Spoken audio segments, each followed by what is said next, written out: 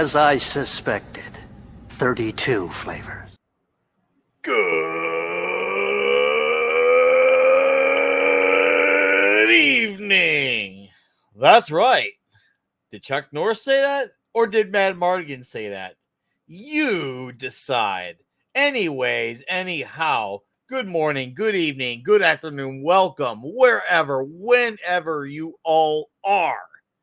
Welcome to Clobby's Comic Shop, and I swear, Clobby, we gotta talk, man. When you left us and we renamed the show, you were playing pranks on us. You were playing pranks, and you did good with this one. Because today's issue number 13 of this show, on Friday, the 13th of September of 2024. Clobby, you're good, you. You're very, very good. I mean, you are very good for 800 reasons. That's just another one of them. You son of a bitch. Thank you, Clobby. Only you would be good at something like that. Only you. Let's acknowledge some faces here. Vulcan lives. JT Kirk. Vince Womack. Hello. Hey, Deepo 101.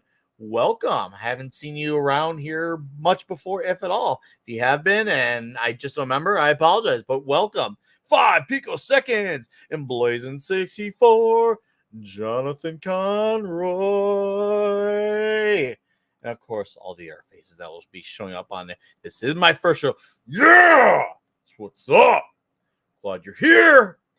I was watching Tom Connors when he was doing the Tom Connors being Nicolas Cage being John Madden video, and I thought I was going to have 5 heart attacks. I was like, oh my God, Tom's doing the end. He's doing the voice. It's amazing.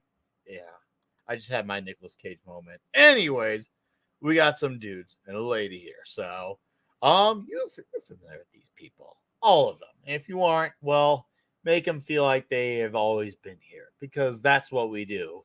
Is that right, Pablo? Howdy ho! Hey, talking about heart attacks. This week I almost okay. There's a pipe in my house that was supposed to be completely sealed because it goes nowhere. It was not. So the drainage blocked in a place, and the water returned and went from there into my room. Oh. I come out of the shower, I open the door, and I see a slight puddle near the entrance of my bathroom. So I'm annoyed, and God damn it, I need to put clothes on and go so I can take care of this. Then I walk a bit, and I see even more water, and more water, and more water. This is getting really, really scary. You're scaring Dude, me, but go my on. my floor, it has a slight inclination. So from the point where my bathroom ends and the wall on the front, there's like 3 centimeters of difference. So at the end of my room, I had 3 centimeters of water. That's there's where the cabinet where I have my TV and everything is, and the wheel brick and the extension cord that I have to plug everything are on the ground, on the water, on the water. I I get in the water. I unplug the sheet.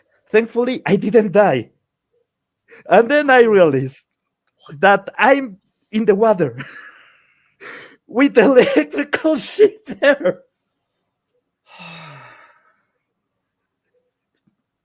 This almost sounds like something from a movie. I believe you, by the way, but this almost sounds like a make believe story, even though you literally cannot make something like this up. Extension cord died. That saved me. That saved the Wii U, by the way. That saved the TV. That saved almost everything. Not everything. Yeah. The Wii U brick is dead. In front of my bathroom, I had 3 CPU tower boxes for the case for a PC, right? One full of old pirated DVDs, anime DVDs from the era where DVDs became the thing from Ecuador, that we started to have access to all these. All Yeah, these. yeah. I had tons of anime, right? Mhm. There's a box full of random stuff, including comics and books. That, by the way, old comics are made of cellulose. Cellulose, pulp. What? Yeah, cellulose, pulp. It soaks water really, really nice. As you can imagine, that means a lot got damaged. So I lost Kaliman. The few issues that I have Oh. of Kaliman are Do dead. not tell Ironcaster any of this, by the way. He's not here yet. He's not backstage. We got CJ and Common Nerd. Do not tell Caster. He's seriously like it's gonna become a morning stream if Caster shows up and finds out the casualties. Like no. I was, even with all this, counting blessings. All the electrical stuff survived except for a brick. That's Uh-huh. something that I can get from the US, and it will be fine. I have one I hope that so, I'm man. I using. hope Yeah, so because but I've always entertained that the scenario toys, playing out. there was a toy box in the same area. Uh huh. Absolutely fine. The toys, there was some water inside of the box. No toys touched it, so the toys were fine. The box of the few toys that I have left, last year I have to sell a few things. Well, the things that I still have are fine. Those toys are fine. So, and because of the inclination, on the other side of my room, there's my UPS and my PC. The UPS, the protection system for the electrical part of the computer. Sorry, my Yeah. English is right now broken. Dude, It doesn't hey, matter. I've been The around water long didn't. enough that Yeah, I understand you. So for me, this is second nature. the water didn't go that way, so my PC got saved and completely saved. Nothing happened. No water whatsoever got there. My PC got saved. So my Mhm. livelihood is fine. I can work. I can still edit videos. I can still do How's web everyone in your pages. I can household? work. Yeah. So everything is fine. And the toys and the Magic the Gathering stuff. The toys got completely safe, and the Magic the Gathering stuff was in a closet because I'm a closeted Magic the Gathering player, I guess. They were in the closet, so everything Magic is safe. I didn't. If I lost the Magic the Gathering collection, you are talking about thousands of dollars Uh-huh. in cardboard. Yeah, That yeah. sucks up water instantly. So that got saved. Everything is safe Well, of except with course. That a that's a couple of things. specialty at this corner of YouTube. That's a Yeah. specialty.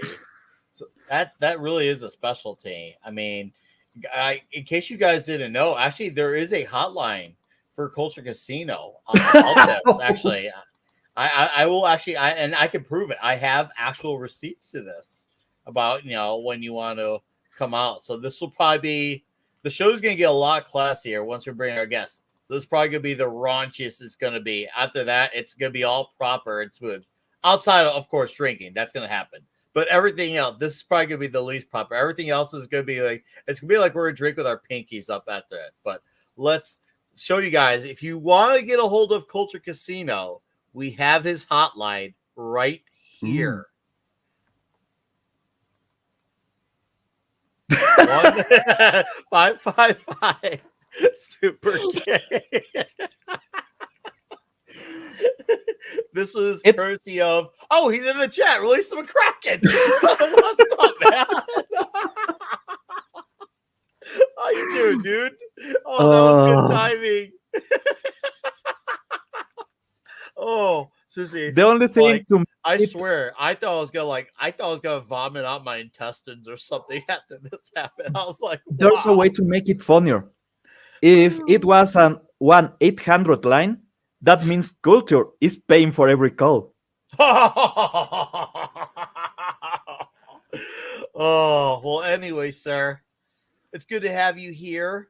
Thank you. Let's have some fun tonight. We Yes, acknowledge some of brother. the comments really quick and bring in our other peoples. Yes, 5. Clobby knew, and it worked. He has good timing. What's up, 11 Alpha? Nick doing Tom doing Nick doing John. That's basically what happened. And Deeple 101 confirms that I finally show up as recommends after something for like a month or so. Well, hey, you know, better late than never. Enjoy your stay here. This is a comic show that actually talks about comics. And not only do we do that, sometimes we shoot the crap about comics. Sometimes we promote newbies within our sphere. We look forward to what looks good coming out, whether it's in the indie scene or in the mainstream scene. And we do it over drinks. So if you're a drinker, get your glass ready and buckle up and enjoy the ride. What's up, Griffin and Kendon B? How you doing? He's been a member for 1 year. Nice. It's been a dude. This one goes out to Kendon. To Kendon B for being a member for a whole year. Thank you, sir. Shout out to you. Cheers and beers. Actually, because I know fuck it all.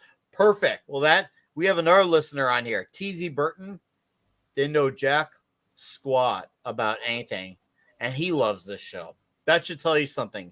We're normie friendly. You know, I'm a drinker. That's right. See, you fit right on. Nice. And Conan's here too. I mean, don't tell Cole. Cole. Don't tell Cole. Don't tell Solomon Kane. But, you know, Conan's here. Don't tell Robert E. Howard. But, you know, he's having an affair with Nick Weiser tonight. I realize that his heart is with Nick and that it ain't going to be with anyone else. So, but Crom! Man, Student of something- God. Oh, where evil goes. something Shadow really good knows. about knowing Foctal about comics is that you can learn about comics. Oh, yes. Very learnable. Very learnable. You have a lot of And firsts. we know how to make it very normie friendly. So it's Yeah. perfect. It's perfect. We know how to roll with that. We also have a common nerd here. How's it going, Common? Good. I was about to say, yeah, that was kind of like, that was this thing. I saw Nick on like comics division shows and I was like, oh, they talk about comics on Friday night. I'm like, I don't know. Like, I didn't get a chance to read a lot of comics as a kid, but the art sure looks pretty. And so like, I was literally in the chat just going, ooh, that's pretty. Yeah. So like that's the best part. Like when we go, because a lot of time we like review comics too, like we do the old school runs and stuff like that, like some of the classics, like we did Spider-Man. This was my first time reading a lot of that stuff. So like for the, because I knew the story obviously, because you know it from cartoons and movies and everything else. Being able to go back and actually read all of that stuff has been absolutely phenomenal. And I actually shout out to you, Nick. I called you out in a video that I just put out the other day because of like the editor, the guy that's currently running the Amazing Spider-Man run, the lead editor, basically told a fan to go fuck himself. When he questioned him about One More Day and about how like the entire fan base wants One More Day fucking retcon. And he goes, bold of you to think you speak for millions of Spider-Man fans across the world. Millions of them don't even know the comics exist. Yep. That's dude. I fucking went. If you want to see a good common nerd rant, go watch that fucking video. Because I went off. I'm gonna watch that. I went off because I was like, oh really? Oh, really? Then why did Transformers outsell the entire rest of the fucking industry? Okay, you do hashtag Spider-Man on YouTube to do one of your videos. That is bigger than Batman. That is bigger than Superman. That is bigger than Marvel. Hashtag Marvel has less little thingies than Spider-Man does. Okay, and you just had Transformers outsell you in the month of May. Get the fuck out of here with that shit. Still outselling most comics now, which we'll get into that. Phenomenal. We'll definitely get into that. Transformers is still so. Conan had the best response. Solomon Kane is busy. I'm not sure if King Cole can read. And shout out to you guys bringing up the Solomon Kane stuff. I read like 6 issues of that shit last Friday night after the show was over. I'm thinking in November we'll talk about the Castle of the Devil from Solomon Kane. That's the one I read. Dude, that was good. Because he slays a lot of demons, and it's great. Seriously, he mollywops the Shitosaurus Rex out of these creatures, and it's awesome. The fact that a Puritan could be so badass is Very enticing. Yeah, dude, Very it's enticing. Like the best boss move with Solomon Kane is like, "Begone, thought! Stop trying to get in my pants. I'm a man of God. Get away from me." You know, I fucking love that. I love it. How That's how what Robert this E. show has Howard done for me. It's fucking made great. a Puritan so awesome and badass, and you're rooting for him to not go having a night out the lady, and you're like, yeah, dude, Right. you're awesome. You mean go in the Conan It takes path? a special type of toxic man to pull that off, and Solomon Kane is perfect for that. All right. Yeah. Before we bring in our returning guest, what's up, Gaskar? Matthew Pounder. I love your name, Matthew Pounder. Tim Hayes, RJ Godzilla 81. I want to talk about the Solomon Kane movie for Toxic Tuesday. That's my goal. So that will be happening. We do talk about those here. We do talk about those here, Deepo. We talk about them here. And Jennifer Grover for Canadian 5 says, "Hey, you guys." Lots of love to the host, panel, and chat. EXO. Thank you, man. Hope you are well, Jennifer. A long time no see. Welcome back. Hopefully your Friday night is superbly excellent to you. Appreciate the Canadian 5. That is what's up. All right. Well, she's been waiting patiently backstage, and well, that's appreciated. And what's up, Steve Mitchum? But we just got to give a nice, hearty welcome back to this show. That is now, I think it's your first time under the new name. I think. Yes, I was actually gonna say I'm sure Clobby's very proud of you guys. Oh man, like he still comes up every episode. All the time.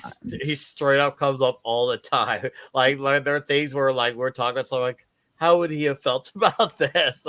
We could hear the voice in our head. Like I remember for like the first, I'd say, month when I was setting up my stream, I put my list of the panelists on every show. I still kept adding his name for about another month because it became ingrained in me as a habit. And I was just like, okay, he's not part of it. He's not part of it. I got to ingrain that into my brain. Just that's how instrumental he was to this show. And yeah, but I know that out there he's definitely having a laugh. And you know what? I'm happy that he's having a laugh because these guys are ridiculous, but they're good. Even though they're ridiculous. I can hear him now. There is no doubt in my mind whatsoever that he would have told you you were like ridiculous for fucking naming the show after him. That's exactly what he would have done. He would be so angry. No, he wouldn't even piss. Dude, he'd be like, what are you doing? What are you doing? You can't do the fucking show to me. I don't deserve that. No. I'm just an idiot who likes books. I'm just an idiot who likes books and toys. No. That's fuck. Bobby, you are sorely missed, brother. All right, my dog is trying to say hi. Come here. Oh, let's say hello Puppy! to the dog. We're zooming in on you. Yeah. So get Come that here. dog up. Come here. Oh, Hello, baby. Yeah, doggy. And that's exactly why I did it. Yep. Like Nicholas, you're stupid. What are you doing? What are you doing? You're dumb. Yeah, those are his exact words. That would be too. Those would be his. We can already nail his dialogue. If you guys are ever missing Clobby, his channel's still there. It's all up there. You can go watch his old videos and everything else. Go find a good rant about Stan Lee. Rants. He had some brilliant rants about the Star Trek, about New Trek. Oh yeah. Dude, I had somebody bring up like rants. Some of the stuff that would happen, like when we were talking about the one more day thing with Spider-Man. We were talking about that, and somebody was like, Stan Lee, I'm glad, Stan Lee was pretty much gone by then. So he was gone. I was like, well, technically he was actually still alive in there. But like, I was like, you want to know why Stan Lee didn't care what they did with One More Day in Spider-Man? Go find a Clobby rant, man. He will tell you all that. That motherfucker was more interested in being Stan Lee than he was anything else. Mm-hmm. So, yeah. Also, Stan Lee was there in a few of the worst decisions ever made for Spider-Man. He was already retired when he came up with the idea of bringing back Norman Osborn as the villain of the Clone Saga. So, if you were wondering where all that shit came from, it was the same guy that established the rule of never bring back to life Norman Osborn and Gwen Stacy, because that's absolute. Those are that Uncle Fixed Ben points in are the time. absolute deaths. Yep. Well, then he came up with the worst idea possible. So yeah, That seems like a really hard thing to think of these days. Oh, okay. So, do you know what, CJ? Do you know what One More Day is Um, in Spider-Man? It's where they erased. It's where they erased Peter Parker and Mary Jane's relationship. Basically, what happened was Spider-Man made a deal with the Marvel Universe equivalent to the devil. They call him Mephisto in the Marvel Universe. That's basically in order to save Aunt May's life for the 900th time. Yeah, exactly. And that might actually be literal, if not very close to it. In order to save her life so she can live, he had to give up his marriage. And I'm not even I wasn't even opposed to the idea of having a I guess you could say a breakup, but I feel like that was the worst way about it. I'm not trying to advocate for divorce, but it's just one of those things where you can make a good relatable angle of it for storytelling, but they went about in the worst way possible by making, once again, a straight up equivalent of the deal with the devils. Really, this is so stupid. And basically what happened was it brushed off a lot of the reason. We're not talking 2,000. We're talking 50 to 100K, maybe more of readers. A lot of the base left that book and never came back since then. So, you can see the decline. It is really, really steep. Yeah, it was instantaneous. Gary Nerdrotic was actually working at a comic shop when this happened. He worked at Comic Outpost in San Francisco. Yeah, So I when I hung out with him in Vegas, we were at a banquet hall. It was I guess it was an inside baseball thing, and I got to talk shop with him personally, him and I, face to face, man to man. And he told me, he said that comic straight up, it made a lot of people very angry. And he said it was very hard to try to get people back into the shop. He said that some people, substitute that book for other books, and then there's people who just didn't buy anything, and then there's some people who even went strictly indie after that. So a lot of the reactions that caused were very divisive, and the effects of that, even though a lot of the big name pros are still in denial about it today, even though the evidence is clear. And let's be honest, Aunt May was going to survive. It's not even the first time she got shot. No. Already, we talked about the first time she actually had health issues. We talked about the first few times with the Steve Ditko, John Romita Senior issues. We covered that literally on the show the very first two times where there was an Aunt May problem. And that's the biggest problem. That's the other biggest problem with that too. You did that with such an overused fucking trope. How lazy do you have to be?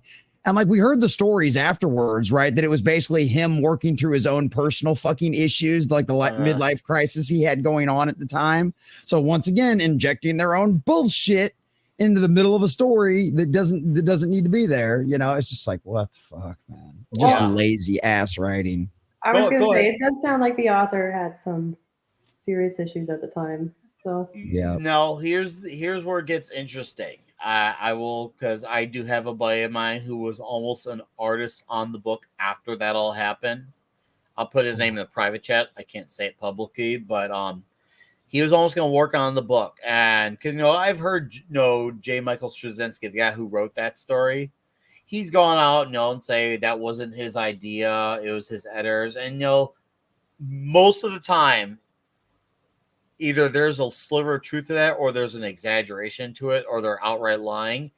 My buddy who almost worked on Spider-Man, he said that's actually it's one of the rare times where that was actually 100% true. He said that's why he left the comic after that. And that was literally his last story. It wasn't like he was intending to end after that. That was it for him. And he told me that he was hoping to be on the book, even though he didn't like what they had done. He was hoping, okay, well, it'll be a good freelance gig. I'm still gonna take it if they give it to me. And Well, unfortunately, that obviously never panned out. But yeah, JMS was actually telling the truth. Apparently, it was Joe Quesada, the editor. That now, once again, that's just going off of unless the guy who I know is an artist is lying to me. I've never known him to lie to me though. He said that was 100% truth. So I Well, just we are in an age where like historical revisionism is a problem. It wouldn't yep. surprise me if people are slightly personally revisionistic in their own interpretations of things. Oh yeah, it's become way too common, and they want it to just be an accepted thing that just happens, which is absolutely nuts. So I'm gonna adjust a few things really quickly, and we'll get back on because we have a good conversation to start this off. Yes. Welcome to the show, Chief Judge Affinity. I haven't seen you here before, but welcome. Good to see you here, and welcome James Hurley. I've seen you around, but not on this show. And shout out to Joe Dog and Anonymous Gamer and Jennifer Grover with a Canadian 10. Says, guys, I want to apologize if I missed saying hi to anyone who addressed me personally. I couldn't because I'm bad with technology. Scroll back once the comments are rising. It is all good. You didn't even have to send that, but thank you for doing that. Anyway, thank you, Jennifer. Just happy you're here. Just, a good hangout. We're simple human beings like that. We don't have high expectations and needs. The fact that we have 25 people listening to us is absolutely crazy and asinine. So, anyways, yeah, historical revisionism and hearing about what happened with Spider-Man, what's been done to this day. It's funny. One of the interesting things about that is, after that was, I can't remember the order of events which happened first between One More Day and then was a story called Sins Rising? Sins Past. Sins Past, the one with the Green Goblin and is Straczynski also is before. Okay. That happened, because Straczynski left after One More Day, right? But yes. no, Sins Past is also his fault.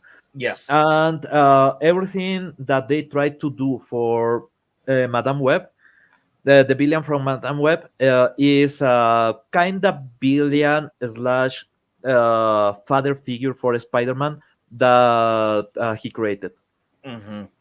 So he modified a lot of the Spider-Man canon. He destroyed a lot of the Spider-Man mythos, and then he pissed off. Now, right. Once again, guys who I know who've worked with people who've worked at Marvel. Now, there is a connection here. The same guy who wrote Hydra Cap is also the same guy who also undid Sins Past. And that's where I've always wondered, did the guy who wrote Hydra Cap actually come up with the idea, or was that this is what you need to roll with, and this is what we want for your job? Because that guy, and I'm sure you guys know in the chat who I'm referring to, that guy he definitely got hit pretty hard for that Capcom, and rightfully so. And he's never said no confirmed or deny whether it was his idea for those Marvels. He never really has placed blame, so it's hard to tell. Could it be possible both are true? Was that his redemption of what he did to Cap, saying, okay, well, I can at least fix this? Was that atonement? I don't know, but the fact that it seemed like, from what I was looking at afar, it seemed like he was trying to slowly build up to undoing One More Day. I mean, that's at least what I was getting out of my perspective of it. And then he got taken off the book. And I'm like, are they really that committed to not having Peter and MJ together in the main universe? Which is fun because the biggest selling Marvel comic right now, which we don't even know what the numbers are, we just know according to the charts, is the Ultimate version of Spider-Man, which is the Ultimate Universe where Peter and MJ are married and have kids. It's almost like people want a family comic. I'm just saying. I mean, like, people grow up though. Like I was talking about this the other day. It's like I love a lot of the films that I loved as a kid, and I love them even more because I understand more of the context in certain things. But some of the ones that I used to watch, they're just so the whole idea of Star Wars and like the Disney sequels, I knew it was gonna be terrible. Like as I walked out of The Force Awakens, because it was like I've outgrown it. It's like they can't offer me anything new, and there is a point where I think you become an adult and you can't be held like they can't handle you with kitty gloves anymore. Yeah. I don't mean like violence or anything, but like the regression and the cycling around of the same sort of storylines. It's not going to work. Do you think, now I don't know how knowledgeable you are on the EU, but do you feel like maybe they could benefit from just adapting a story from the actual EU of the books that did take place after the Skywalker trilogy, aka the original trilogy? Do you feel like that would have been more beneficial? Because obviously those are stories that are more proven and obviously do have a loyal fan base. I don't know if a direct like sequel would have been good, like recasting everybody, just because there is so much nostalgia wrapped up in it. But like one of the things that they probably could still do a really good job if they wanted their money back is going back to like the prequel EU, Uh-huh. so like the Jedi Academy books, the Jedi Apprentice books. Um, those are still really well. I mean, Yeah. they hold up really well. So. Or if they wanted to separate a bit, they could have gone really deep into Dark Grade, or uh, just go Calcaton and enjoy a bit. Because let's be honest, how they left his story after the video games is. I still need a continuation. I was a big fan of Dash Rendar from the video game Shadows of the Empire in '96, Star Wars Shadows of the Empire. I thought that was a killer story, a killer game. And, well, I feel like, to me, that was always like in my mind as a kid. If you're going to follow up Star Wars, I felt like that could have been something to go off of. It didn't have to even be a direct adaptation, but they could have taken some of the characters from that and make a story going forward with it. And I would have been down for that. And I think, that would have been the closest to an ideal situation. Yeah. So that is what I would have liked to have gotten out of it. So, and Well, they could have taken. Go ahead. I feel like it's very similar with Spider-Man because we've had so many like reboots of Spider-Mans in terms of the film. It's like people want to see Peter happy and married and juggling married life with work and providing for your family and kids, and it's a new unexplored territory that a lot of people like who have grown up with it are experiencing and would be very relevant to their life. Well, and that's the worst part. That was his excuse, right, for keeping it, because the other complaint was it's the same old repetitive cycle of Peter continuing to push people away and like all the, him being like this selfish little prick and like all this other little bullshit, like the same kind of like teenage bullshit you saw. His excuse was they should always keep Amazing Spider-Man at that level. He should never evolve past that because they want it to be for entry-level people. Is what his fucking excuse was. Yes, you have adults that have kids that will pick up a comic and try something new. Yeah, so. Exactly. Yeah, but let's not also forget the biggest show on this. I posted this yesterday. The biggest show on all of US streaming, and there's a connection here, is Bluey. And that is on a family of dogs who have everyday adventures every single episode. And it revolves around a family. And I've talked to many parents, some who I'm friends with, some who I just know at my employer, and they love it. Their kids love it. And it really, I feel like it's probably been one of the most unifying shows on the planet in a long time, which is it's a unicorn sighting. If you think about it, it's a straight up unicorn sighting. Because I've had many parents tell me I miss when they made cartoons like this, where they gave kids something to think about.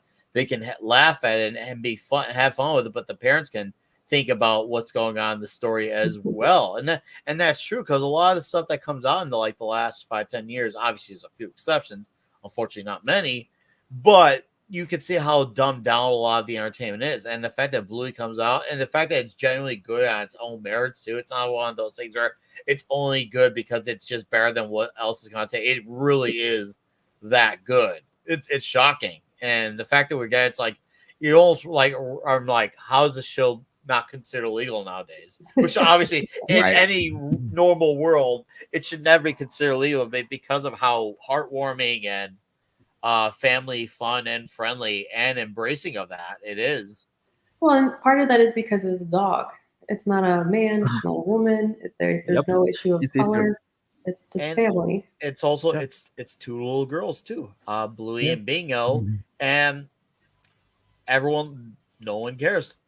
Everyone's just like, these are awesome characters. It goes. It just all I'm trying to get at is that a good family story can be universal, and that shows the ultimate proof in the Belgian chocolate pudding. And the best Also, yeah, you still gotta read that. But Yes. one more thing on the Bluey thing, real quick, too. The best part about that is it streams on Disney Plus in the United States. The #1 show in the United States is streamed on Disney Plus, and it's not produced by them. It's licensed from an Australian company. Ludo. And it beats everything else that Disney has on there.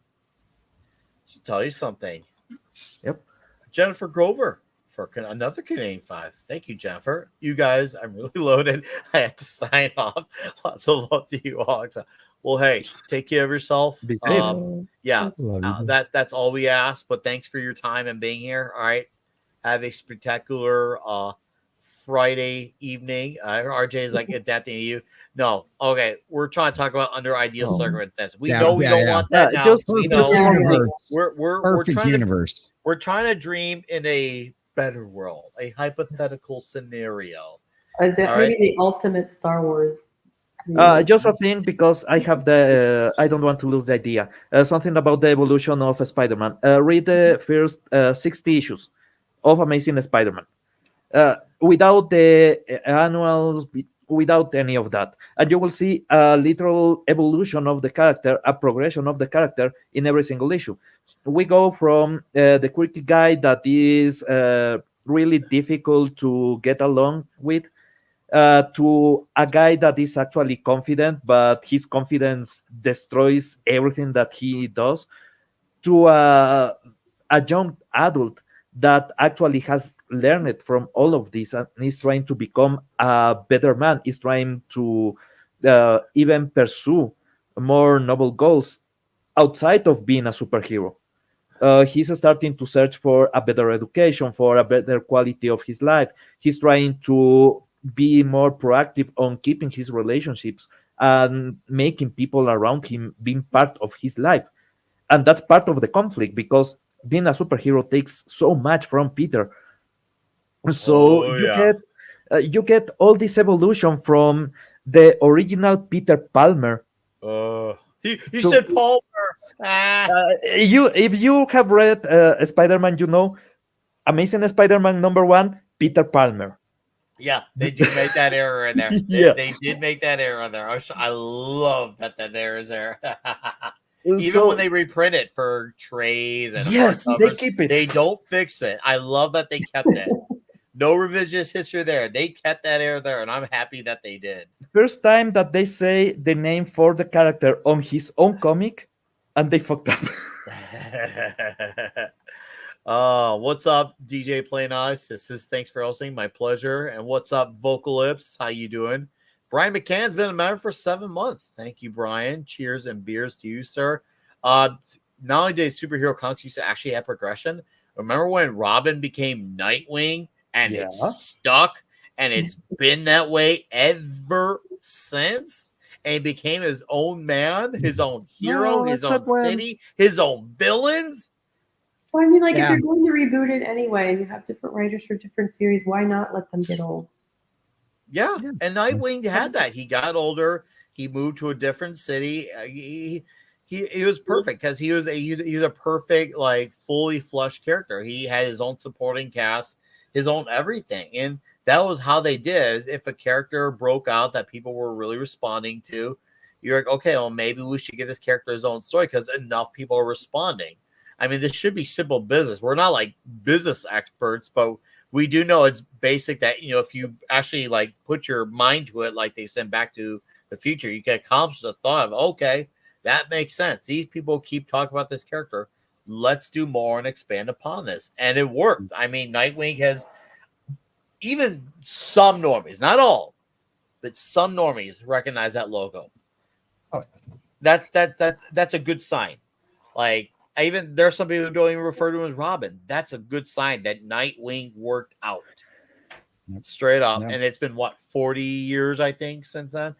Yeah. Well, and you run into a lot of Peter Pan problems after a while. If you don't let them grow up, is that they do regress into these awful, narcissistic, perpetual children. Oh yeah. That's the brilliance for Dragon Ball. If you watch Dragon Ball, Goku seems to stay in the same age for a long time until you actually start to compare what happened. And no, he's growing. He's actually developing and he's becoming smarter, not only more powerful, but he's actually maturing. And then you get this, it's like 6 months that you don't see him, and now he is adult size. So they make everything that is maturing mentally during the show, and the maturing physically, they just do it off screen and they just give a random excuse, and that's it. Well, and what's the thing about the thing that really, one of the other things that really irritated me too, about that editor's response was, he was like, Stan Lee and John Romita Sr. and Steve Ditko never had any idea that this series would go on this long, so they had no plans for him to like actually progress and yada yada yada yada. And I'm like, you clearly never read any of the issues that the guys that you're talking about actually wrote, because you can, like, even in like the 10 or 15 issues that we covered on this show, you literally could see the progression in his character just in those 10 to 15 issues where they were writing under the guys you're literally calling out. Like, you're trying. It's a job. It literally is a job. So if you have to keep coming with stories for this character, you better stay with a character that you know well, and you are really quick to turn him into anything or put him into any situation and come up with a reasonable explanation of how we see him dealing with the situation, because it's that easy. You want to stay with the same character as much as you can, just because you have to come up with the story weekly. If you are Stan Lee, well, you can say you are coming with a story weekly. Then Ditko has to come up with the story. Yeah. And he has to finish everything in a week. Right? So Griffin, go ahead. And I think that the other issue that I would like object to right there is the issue of like kind of borrowing the trust that Steve Ditko and Stan Lee had and trying to project it onto your own work, which is poorly received. Like the number one currency we have in a society is trust. And if there's nothing that will back that up, like Pablo was saying about the like knowing your comic, knowing your character, and then like the issues at home affecting the work in the workplace. I don't think that you've earned the right to just kind of take your readers for granted. Yeah. I mean, you should never earn that right anyway, but yeah, I agree. So I want to highlight a few things. Griffin says, I think someone we could agree with. Well, 90s comics had a lot of problems. Oh, that's an understatement. They actually did experiment. It's true. There are some things that stuck. Obviously, some things that didn't. I mean, obviously, Todd McFarlane is still writing Spawn to this day, so I can't argue with those results. So, there are some things that have stuck, and obviously, there are some characters who are exaggerated on the muscles, like they were on like 5 different sorts of Hulk Hogan style roids. It's like they're steroids that had steroids in them. It was pretty well. And the amount of pouches. I know we could. It's a whole other tangent. But yes, James again. Welcome, by the way. I haven't seen you here before. And how you doing today? Yeah, the amount of everyone's showing up. I love this. Hell yeah, you guys. I love this. You know what? We're gonna make this a perfect transition. Since we have the people here. We gotta. So our returning guest here, Miss CJ. Yep. She has written chapter books. She's written comics. And right now, she has a second issue. Yes. For her comic Dizchord. Oh, here we're zooming in on that real quick. Keep that up. Yeah. This is issue number 1. I actually have the proof in the mail, so it's like for number 2. I don't have it yet. Ooh. But So yep, basically, it's done. yes, it is done. Oh yeah. Well, that's one of the big things that like I don't like pay too much attention to the drama that surrounds like the Don't. indie comic scene. It's so not worth it. I mean, it changes really fast. I don't think I could keep up anyway. Don't. But- It's exhausting. I'm But- about to say something that people don't really understand about the comic book industry. Comic book artists have always been divas. They have always been fighting with each other. They have always been taking hits, and that's part of the job. It's like when you are on wrestling, you have to play the character. Do you feel like, Pablo, before we get into this, do you feel like it's gotten worse, or do you think that it's not, and the differences nowadays is just public versus what was once private because of the lack of internet then? Or do you think a little bit of It both? used to be way more private, but the industry had to change because of the fight that Jack Kirby and Stanley had. And Jack Kirby left Marvel and went to DC. Then Stanley fucked up and had to go to DC also, right? They were jumping from one company to the other because the company were not paying. They were retaining all the rights for the characters. They were modifying in the flight any term of the contracts because anything could be basically money was king.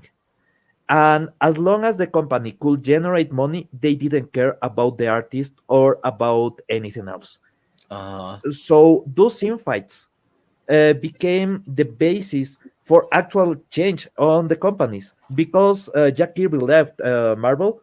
Yeah. Marvel started giving the rights, or at least part of the rights of the characters and the original manuscripts, the original paper done on pencil that normally the company will keep an archive. No, that's property of the artist, and that's part of that fight. If they were not bickering about everything, the industry will have not turned into an actual industry. It will have stayed as part of the newspaper gig and nothing else. Those fights were really important, but they were divas. They were fighting about, I'm doing this much money and I'm generating this much revenue for the company because people like me more. Stan, shut the fuck up. You haven't worked in a week. Yeah. You Stanley was a salesman at the end of the day. Yes. Even though Yeah. he had some moments of writing, which I'll give him, but ultimately his strength was being a salesman. That was his strength. His artists were the real storytellers, and it shows. You definitely Also, it shows. the amount of infighting of who's right it is who created the Spider-Man, because Stan Lee supposedly came with the idea of a Spider-Man and he went with Jack Kirby first, and he didn't like the design for Spider-Man done by Jack Kirby, so he went to Ditko. And then there's this small detail that both Kirby and Ditko told on their version of the story that, well, it was Ditko idea originally. Right? All that fight ended in actual structure for managing the rights for the characters and the way that they will pay the people that create the characters. It's because they were just divas fighting. And let's be honest, it was just I made Were it. they No, kung I fu made fighting? it. Yeah. Yeah, they were kung fu No. fighting. Well, if comic book writers are kind of like the new wrestling personalities, I'll just be that woman that holds up the card and goes through. Yeah, here's mine. I Well, don't really see, take a side. I don't think I take the punches very well either. So Well, there's always metal chairs. well, That's right. Tables, ladders, and chairs match, baby. D-Bud. What's up, D-Bud? All right, Those are always my we're gonna favorite let matches. CJ have the floor for the next few minutes because I know there's some people who are familiar and there's definitely some people who are not familiar. So, Okay. Well, and I I just know wanted some to of this is say- gonna be repetition, but I feel like it's necessary so we can get those new faces and new eyes to your book. Tell us the True Hollywood story, your VH1 Behind the Music special on this character, the story, the whole shebang? Okay. Well, I'm going to start off by saying that I'm not wearing the bikini for this. So. You don't need to. Yes. Oh, Just hang out. Just hang out. So this is my first and so far only comic book series, but Dizchord is home to Atlanta. It's funny how I've said like New York has too many superheroes. Well, yeah, it's very convenient, but you're right.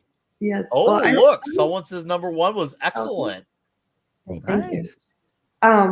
But so I wanted to write my own superhero comic when more or less I felt kind of dared to do it with the Miles Morales Thor comic came out, and Miles Morales is kind of like the token superhero in many regards because he's got the legacy of superhero, but he doesn't actually have his own kind of origin story in its own right.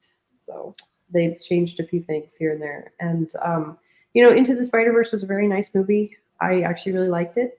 Okay. And so did my kids, which I was shocked by. Honestly, it's a little bit darker than, the Tobey Maguire ones. And The but animation makes things easier to take in.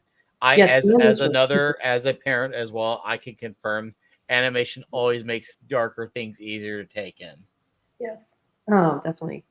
Unless it's like 80s anime though. Yeah. There's a good argument. Yeah, you can make a good argument out of that. Yeah. Yeah. Go on. So I more or less said like I'm the whitest white girl on Twitter, and I could write a better black superhero. So I live in Atlanta. I love like it. Atlanta's like literally one of the most diverse cities in the United States. We have the biggest airport, or well, busiest airport, I think. And and I live here, so I know. And all the rhetoric makes me angry for what it's worth about it. But so I was like, okay, if I'm going to write a superhero, I'm going to set it in Atlanta where I live, and I'm going to build a story around that. In Atlanta, there's a really bad problem of human trafficking. And partially because we have such a busy airport, and because we're also we have the most surveillance per like square feet in America, but we still have all these problems with it. So it's really kind of unnerving. So I was like, okay, so human trafficking bad. And this was like a year before Sound of Freedom came out. So it's like human trafficking bad. Everybody can probably agree. Human trafficking bad. Oh, of course. Let me see if I understand. You live on Mega City 1. What is it? Forget about it. It's a Judge Dredd joke. Sorry about that. Okay. You may have not seen it. It's okay. It's a joke I'm not in on, but I'm sure it's funny. Yes, human trafficking bad. And I know, right? Hot take.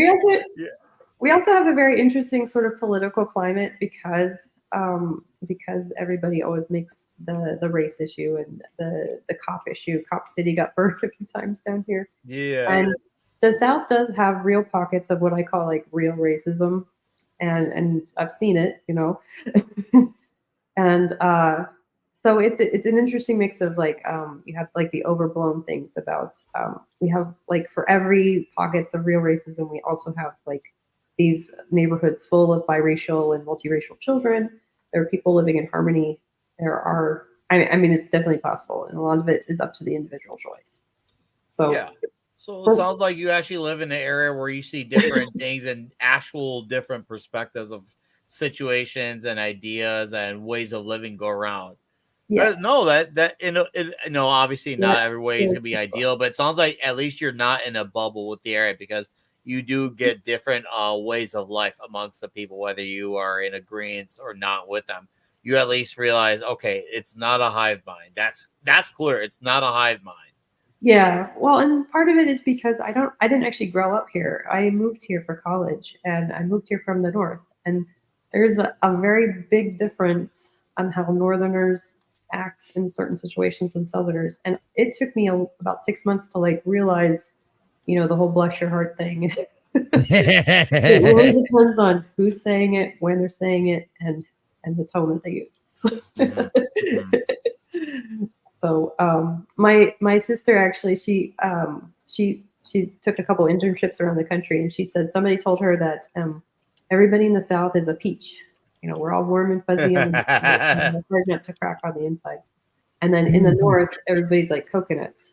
So we've got this really hard, brittle shell. And no, I have the physical copy still. I'm scrolling down for our viewers right here. There's so here's the digital and there's physical. Different tiers. Well, I'll post the link again in the chat. So go on, carry on. Oh, well, so the Northerners are more like coconuts. And so like in my years of being here, I've become like this peach coconut hybrid, I guess. Okay. When you kind of understand how things are different from how you've been raised, you start to realize that people are different in ways that I think the living like a bubble thing is really hard to do after you've moved out of your bubble once even. Oh yeah. Well, it's almost like a vaccine, and it gives you sort of like an inoculation against what is it, like groupthink, I guess? Yeah, I think, and I'm gonna try to be. This is me trying to give the benefit of the doubt, try to be fair about those who do live in a bubble, because usually they are coming from the most metropolitan cities. I lived, obviously, it's very well documented. I lived in Chirac a few times for many years, both times, and I didn't realize how bad it actually was until about a year after I left the second time. It was one of those things where I was like, wow, I really did live in a bubble. Because if you had told me then while I was living in the city, I probably would have denied it. And I wasn't like, I wasn't like some like raging activist. It was just to me like, I just could have never seen it. But once it hit me about a year after I left, I was like, wow, it really was that bad. And then it kind of just changed my perspective completely, that it was actually the burbs, at least in my state, that there's more to life than just what was in the city. And that's not to write off people who live in the city, even ones whose lifestyles I absolutely reject. But you do, I feel like there's actually different ways of more thought and lifestyle in the burbs. Like in my area, like you have your typical super suburban families, but we also have Mexican Independence Day out here. And everyone loves it. Everyone loves it. I love it. Of course I love it. There's going to be tacos there. Everyone loves it. And and people come together for it. It's great. And we all celebrate, even though I think our town is like 60% white and like 30% Hispanic, like 10% I think Black Asian. But we all celebrate it. We join it, and it's fun. And the most amount of local restaurants in my hometown is local Mexican food. There's like 7 or 8 of them. Great problem to have, by the way. I love this problem. Being an American means that you're Irish on St. Patrick's Day, you're Mexican on Cinco de Mayo, you're Black on Juneteenth, and you're white. That was perfect. Oh, that was good. A lot of this bubble is part of just not having enough friction, not having enough things opposing you all the time. And when you start traveling, especially, you no longer have your bubble, so you have to take the friction on the face. You have to take everything, and that changes how you approach everything, because you lose the fear. You already have been hurt, so there's no fear there. You no longer fear the punch. You are ready to take it. That comes with maturity. So you start off in innocent naivete, and then you move toward virtuous living, which is, even though you have been hurt, like you said, you choose the good things. Exactly. And I remember there was this whole controversy about things being taken out of Latin America to the US and to different places because they wanted to display about our cultures and everything. And they were asking a guy why he's taking away the things from our cultures to his country. And the guy was like, because there's nothing this beautiful among the uncultured swines that I live around. So I'm taking something beautiful back to my country to enjoy it. And he was appreciating our culture more than we were, because guess what? We didn't research, we didn't do the excavations, we didn't take the time to understand what happened in a culture that is actually quite mystifying if you start thinking about it. There was a guy from other country that understood that. We didn't. He was not understanding the beauties of his culture also. He thought that they were uncultured. We were craving everything from his country, from the US.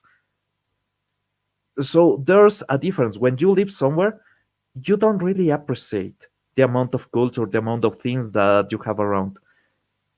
Then you go somewhere else and you start missing and you start falling in love with other things. And your vision just widens, just opens. Well, in some ways, it's like learning like a second language. So I taught ESL for a while, which is English for a second language.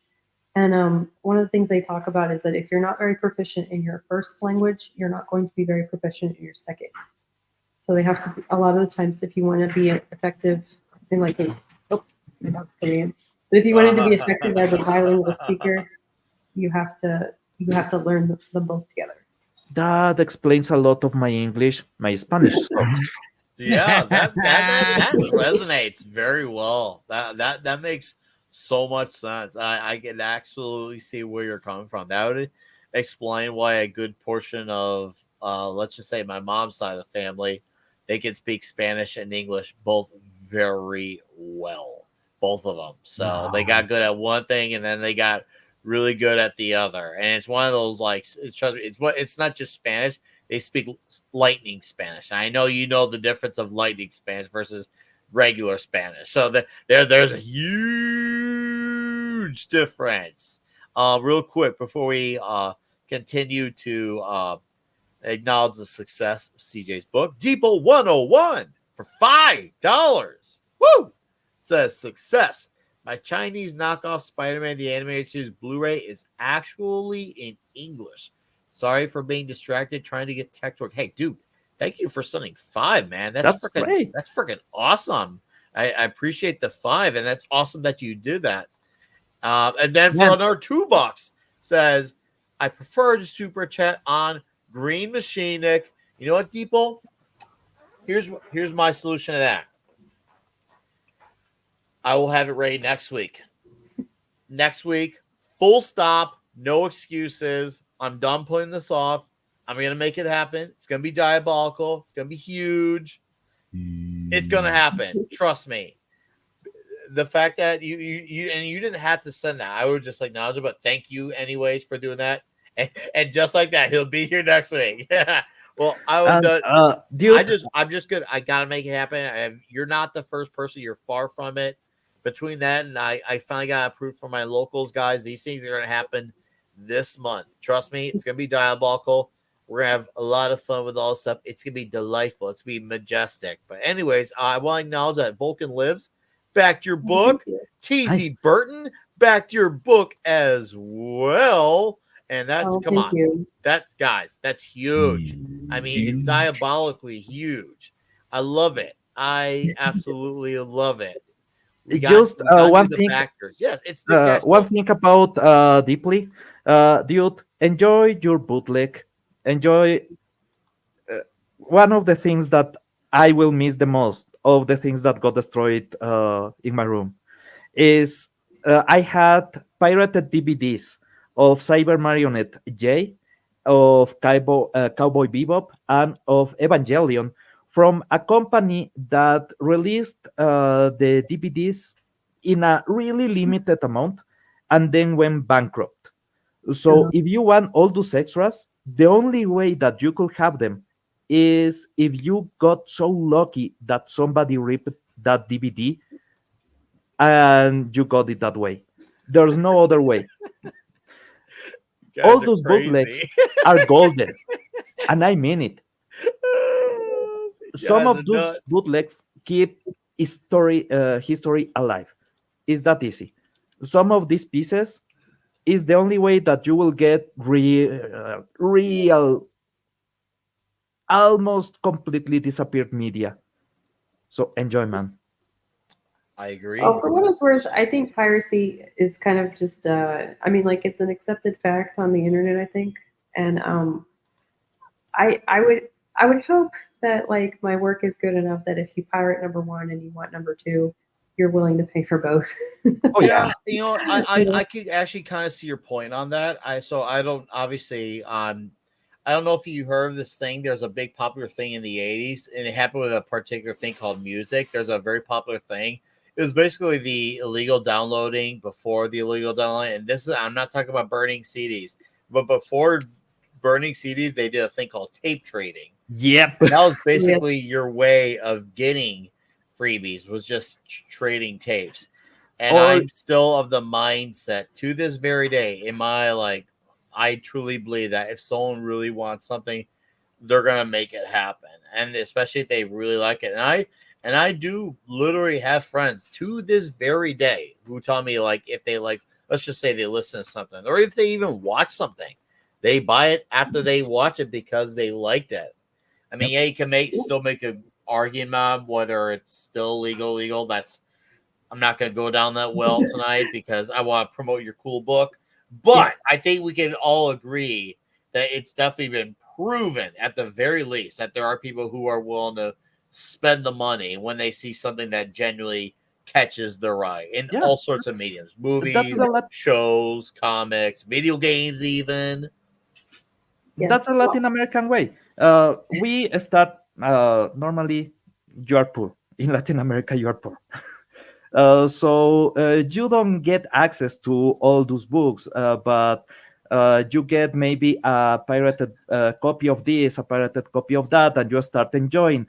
And then you go to the movie on the cinema, and you are paying the ticket because you are already a fan. You haven't spent that much money, but you are already a fan.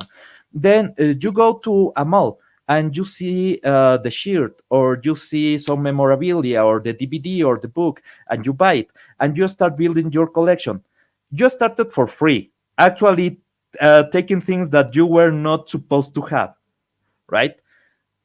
You fall in love with that, then your wallet is open. So never think that a customer that gets into your stuff by piracy is a customer that won't generate money for you, because in the long run, if your product is good enough that that person is willing to keep coming, they will see a way to actually buy the stuff, because having the original is also a thing of prestige. If you're a kid showing that you have, at least on my time, you went with the original PS2 game, you were the shit. You have the good stuff. You didn't have that pirated shit. You have you the have real the one. goods, Pablo. Yeah. You have the goods. It reminds you of that South Park KFC episode. Hey, you got the stuff, man. You got the chicken. You got the mashed potatoes and gravy. No, these are Boston Markets. Exactly. If you have the original, you show it on the wall. You want everybody to know. You want everybody to see it. So yeah, people start here for free most of the time. We don't stay for free all the time. Well, I got the Popeyes, in case anyone is wondering, between the 20 plus people in our chat and on, I got the Popeyes. So make of that what you will. Three things actually. First off, welcome Ironcaster. Hey. How you doing, sir? Better late than never. I'm finally doing better this week. Good. Hey, I'm just happy you are better, and I'm happy you're here. If you weren't able to make it, I would have understood. But thank you, sir. We got some robots we got to talk about later, because we have to. It's diabolical. Thank you, sir. Second, TZ Burton. Woo! He leaves.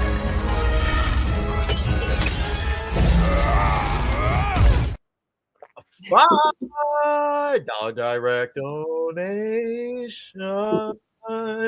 He says, I usually tip on Rumble. There is a choice, but Stream Elements even tops the green button in percentage given to creators. Well, thank you, TZ. Drastically appreciate it on the $5 Stream Element, sir. That is awesome, and thank you. And yes, CJ has gained 2 more backers tonight. And I can't remember where we were going on about your son. but I do want to bring it back. Oh, it's okay. And try to get you another one or two. I'm That's okay. determined. I'm determined. So we got to do this. Well, thank you. I really appreciate the help. Like I said, this is my first comic series and like maybe my only comic series. But I have all 5 issues outlined, and I'm working on typing up number 4 right now. Number 3 set the artist stuff. Coming out bang bang. Cool. Well, like I don't like being a hypocrite, and like one of the things that I said earlier is like if you're going to support somebody, you should probably be able to trust them with the money that you're giving them. And Okay. I take it to heart, especially since I hate asking for money. So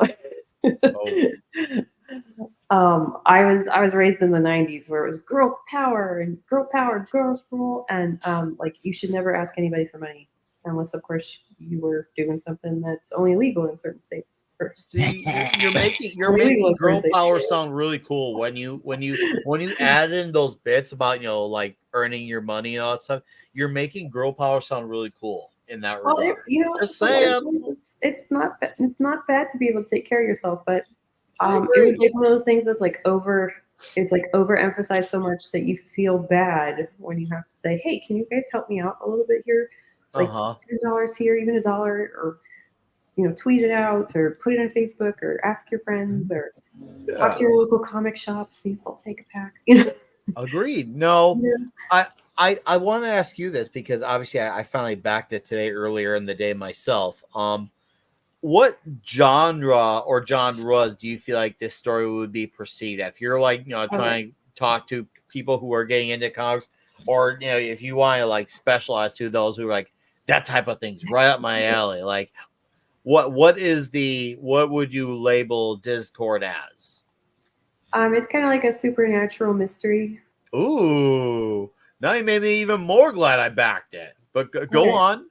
I was talking about Atlanta and everything because, like, I build the character out of that. If I want the human traffickers to be the bad guys, I have to set them up as the bad guys. So, and then like the like how he gets his supernatural powers and everything kind of has to. It's a very tightly wound sort of core that everything has to ultimately connect back to cohesively. The big long word for this for English majors is verisimilitude. Verisimilitude. Robert Meyer Burnett likes to say that word a lot on his observation. So I'm actually very familiar with it. And he does use it properly, might I add. He does use it properly. Good. Yes. So anyway, Dizchord is about Stephen Kibwa, and his dad was a cop in Atlanta, and his dad is an immigrant from Ethiopia, and he married his mother, who's a music teacher. And his dad starts working with this national trafficking specialty force. And when Steven's at a performance, because he plays the piano really well, his dad's accidentally killed in what is perceived as a botched kidnapping attempt of the senator's daughter. So it feels like your character and this story, it feels like there's a little bit of a manga style influence on the art. Was that the intent, or is that just the type of artist that you got? How'd that go about? All right, so my artists are Light Comic Studio. They're actually they've done comic books as well as manga, and I actually liked manga a lot as a kid. I have more manga than comic books, so I was like, oh, this is great. Somebody that has stuff that I like and stuff that other people like. So they've been really great.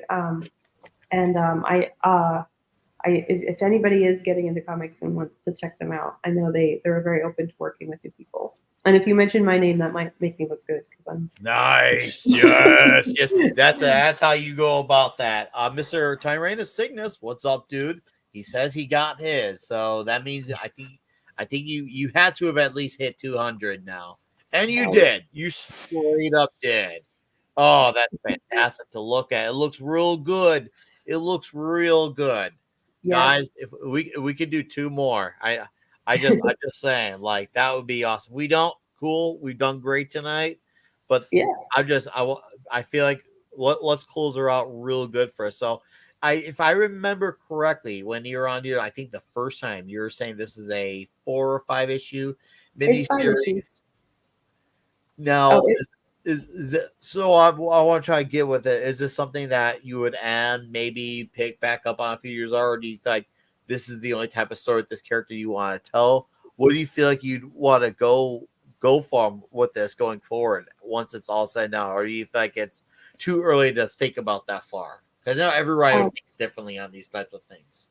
Well, so I started out as a novelist, and I was actually going to jump in a little bit when Pablo was talking about the freebie stuff, like and legal balance. I actually have a lot of my books, like first in the series of completed series. They're free, so people can find them. So if you prefer books or you'd like a good book, please check out my novels. Nice. Nice. Like I'm not rolling in it, but my husband has a really nice job and he takes good care of us financially and stuff. So this is a privilege for me to present a good story. And I think a lot of the problem with comics that I see in general is, and you don't see this with as much with manga, is that there's usually an end in mind. It might be like 1,000 or so issues down the line, but I've seen manga has better endings. And I think if you screw up the ending, I mean, it's the Game of Thrones thing. It's like you just kind of ruin the whole thing. It's like you've made this terrific cake and then you let the dog pee on it. And Good point. So, Right. Well, I mean, the thing with comics is, by and large, they all they really care about is getting you to buy the next issue, not so much about getting you to get a complete story. Yeah. Whereas the manga, it typically is because someone's going in with a story to tell. And typically that story does have an eventual end. Yeah, if a manga is really popular, the company will try to force the mangaka to keep going, to extend the story.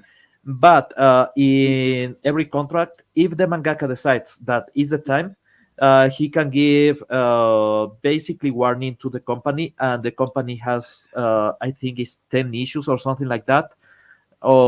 Finish your thing and you are done. The advantages of being indie is like my publisher is myself, and myself tends to be either really hard or a pushover on me. So usually depends on how much caffeine I've had. Right. Okay, so the other reason are you coffee? Are you coffee? What's your preferred Dr. caffeine? It's Dr. Which one? Pepper. Dr. Pepper. You're a Dr. Pepper girl. Okay. I had a big Dr. Pepper phase, and then I retired it when I lost a friend because he was big into Dr. Pepper, and unfortunately he's no longer living amongst us. And I felt like the pepper had to kind of go with him. But now I'm like, I feel like I'm ready to come back to the doctor now. I feel like I've been away long enough now. Like I miss the doctor, and I think the doctor misses me. And I think it's time we start seeing each other again. I need a doctor's visit really badly. I have no problems. I just miss you. That's all it is. But Nick, you must be confused by Dr. Pepper because it has 23 flavors. Maybe it's dyslexic for you. Okay, really quickly. The other side, the other thing that I really wanted to only do 5 with is, so it takes a long time for the art to be like perfect. And I mean, like my artists do super good job. I love what they've done. I would never say that they've cheated me or anything, but it takes a long time for them to work. And I'm happy to give them that time, but like the other half of myself is like I've written novels in like literally like the shortest novel or the shortest amount of time it's taken me to write a novel is like 13 days. And yes, you have to get it edited, and yes, you have to find the cover and everything like that. But it's like you could have it out in the whole thing done in a month. And so here it's like waiting. Like I put a year in for each comic, just for the 30-page comic and everything. That's fair. So I think a year's more than negotiable. Go ahead, Caster. Oh, I was just gonna ask with the novel work, with the novel process. How do you feel about the introduction in this rapid evolution that we've been seeing with AI?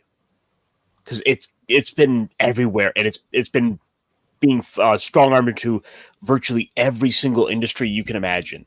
And so I have to imagine from your perspective as well, like, yes, there's some beneficial tools there, but there's also the fact that people could just kind of bring that stuff up on the fly. I mean, that the art, there's so many elements to go about that. What's your take? It's kind of, so I've likened this to sex dolls. Actually, it's like, oh well, we have the creation of sex dolls. Are you still gonna get married? And it's like, yeah, I'm still gonna get married. There are, like, on the more serious side of it, there's a lot of AI tools that people use for like looking up like different words to use for changing the style around.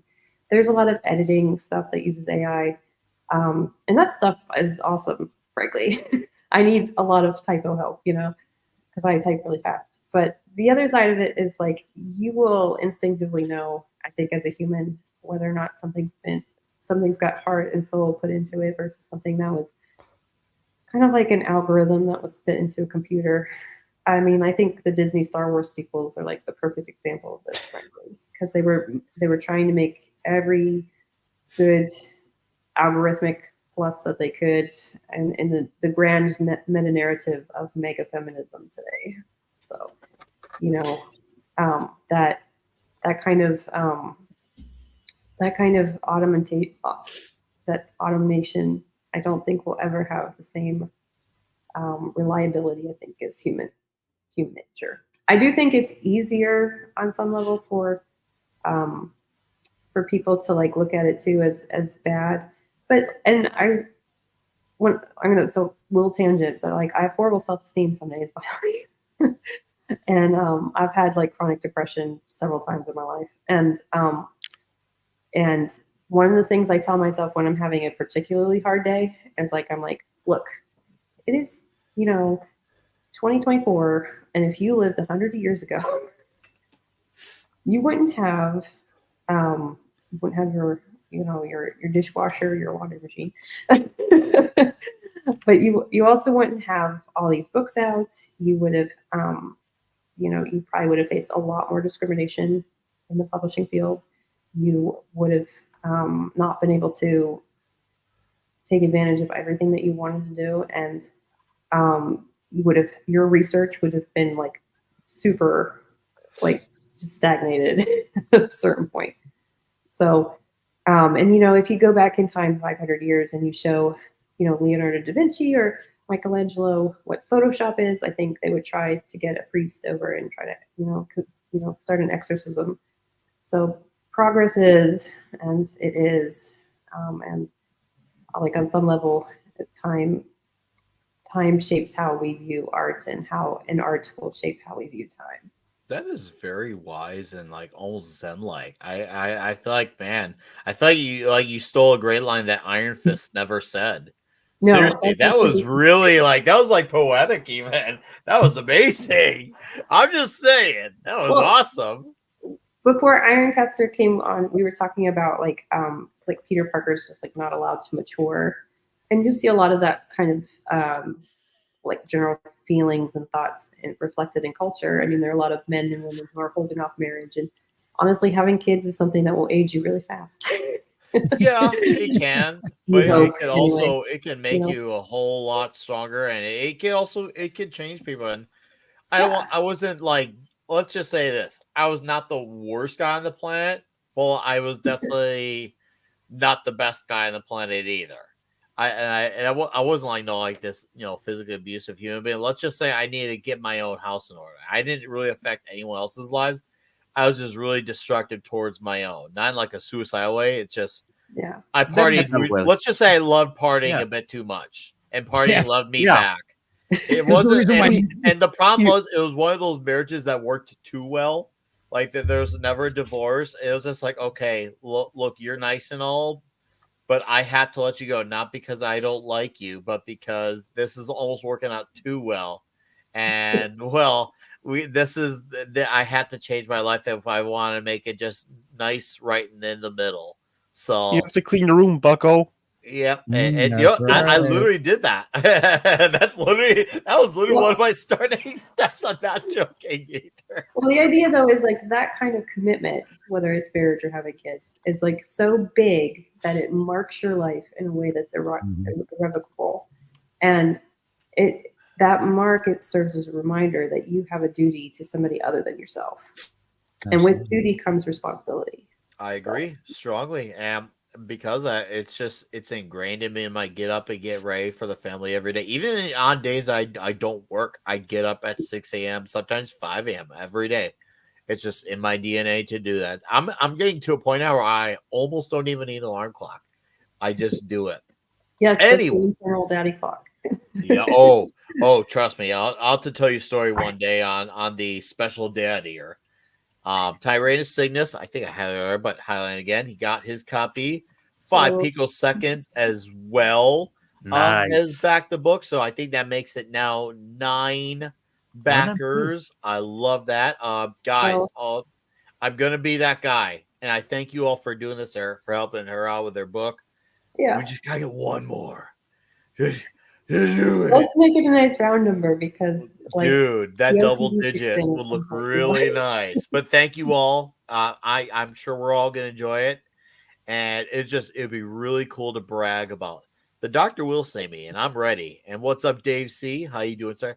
Dave, I gotta get you back on here in the next few weeks. We gotta do this, Dave. I miss having you on here. Do it, yeah. Do it. I will say, yes. What's an alarm clock? I think you can Google that. So I'm familiar with the name of Jimmy Reyes art, but I've not seen it here before. But thank you for dropping in here, Jimmy Reyes. Welcome to Clobby's Comic Shop. It's a fun show here. Enjoy your stay. It's fun. He's asking what's an alarm clock, and I don't need an alarm clock. Basically, I don't really need it because I don't sleep. It's that easy. Is it because you don't have to wake up? You don't sleep. It's your Midnight's Edge videos, isn't it? Yes. Dude, you guys put out 2 videos today. I was like, yeah. One of them was finished at 8 in the morning. It's just Andre calling you, Pablo, I require a video. No, I had to dry a lot of stuff around here. I had to try to salvage as much as possible. So, yeah, that took away almost all of the afternoon. I had to work all night, man.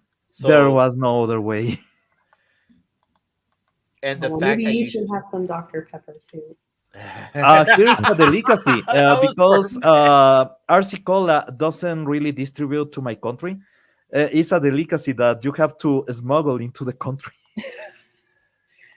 Oh, well, Coca-Cola is actually the distributor worldwide. Oh, yeah. Coca-Cola is here. Coca-Cola is everywhere. Sadly enough, they are no longer using sugar for Coca-Cola, so that's the only bad part. I miss sugar Coca-Cola. But if you get the Mexican Coke, it comes with that. My oldest, she loves, like, anytime we go like a local Mexican restaurant, and her drink, it's got to be the Mexican Coke. She loves she like. I remember when she first looked at me and her eyes lit up when she tasted that difference, and she was like, now she doesn't want like regular Coke anymore. It's great. It's got to be that one. Before we transition, debut, when I was a kid, I wanted to be a robot. Look for the meaning of the word robot. I think I accomplished my goal. So you're the closest you were going to be Frankie? No, okay. Robot comes from the word robota, that means slave. So all the kids that want to be a robot when they grow up, welcome to corporate. I mean, because you went from talking about from drinking Coke to wanting to be a robot, and I'm thinking Frankie from One Piece. Oh yeah, Frank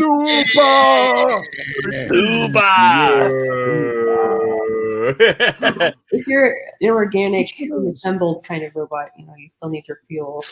So. Oh yeah, alcohol is a wonderful, wonderful fuel. Keeps me up at night. Dude, it's got a good burn to it. For me, it's like this perfect thing because I don't need to do it all the time, but when I do have it, it's awesome. It's like Charlie Sheen, but without all the mayhem. It's great. It's just And- like I went there, I went here, I went up, I went in the ceiling, I went outside. I could wake up like practically anywhere. It's just endless winning, and it's just great. It's just you can't stop the winning. You can't stop. Ooh, Endless that's winning got a sounds ring to it. really, like it sounds like the name of a wine or something. A prestige. Godzilla 81. Yeah, I you can't didn't stop the remember. winning. Bender's name Stop on it. Futurama is Bender B. Rodriguez. He's Mexican. But he's Tijuana. He's from Tijuana. Yeah. Oh yeah.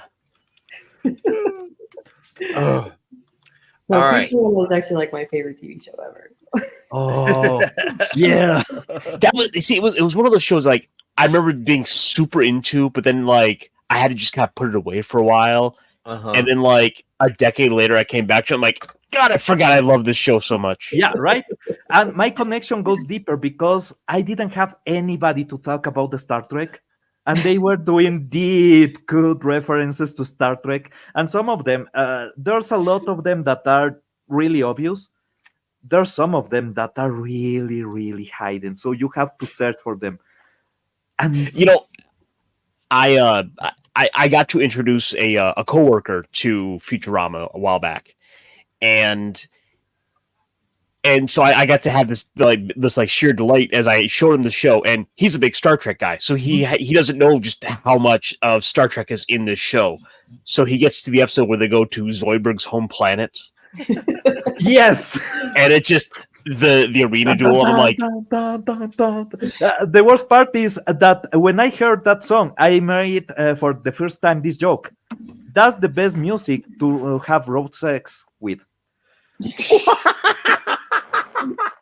Well, Is the battle theme for Star Trek, and if you know, it has been used on pornos. I wouldn't know, but I believe you. You sound to go the go word. yep. Oh, Pablo. It's a good Oh. Friday night. This Yeah. is a good sign that we're having a good solid Friday night. So, okay.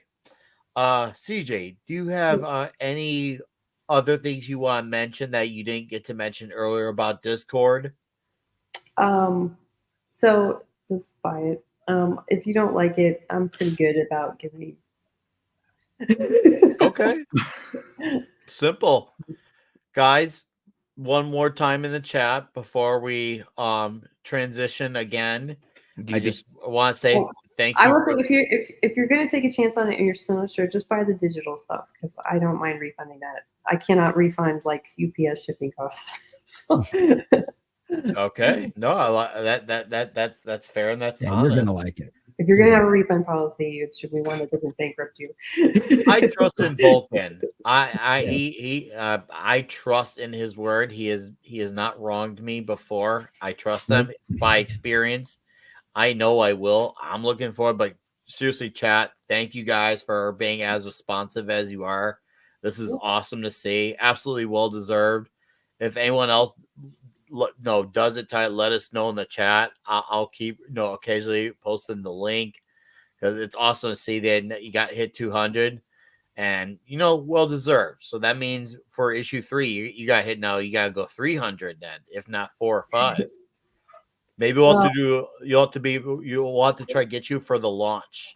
That way we can go big time, like massive, gigantic. I was getting really nervous about asking for help. So yeah, don't ask for help. Don't ask for money. This is how women should rule. I got your back. No wonder on the this world's falling stuff.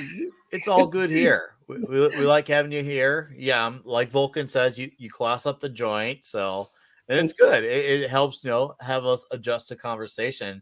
It's fun. It gets our thinking caps on, so it's great. So everyone literally wins from this type of show. So we're all about it here. So guys, once again, Dizchord issue 2.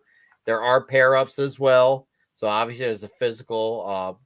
There's right here, Dizchord hot off the press, along with digital copies of issues 1 and 2. And there's right here, $15 digital 1 and 2, $10 just of issue 2, $1 super thank you, and then for the mega super backer 1 and 2 in floppy comic form, along with both digitals and the shite.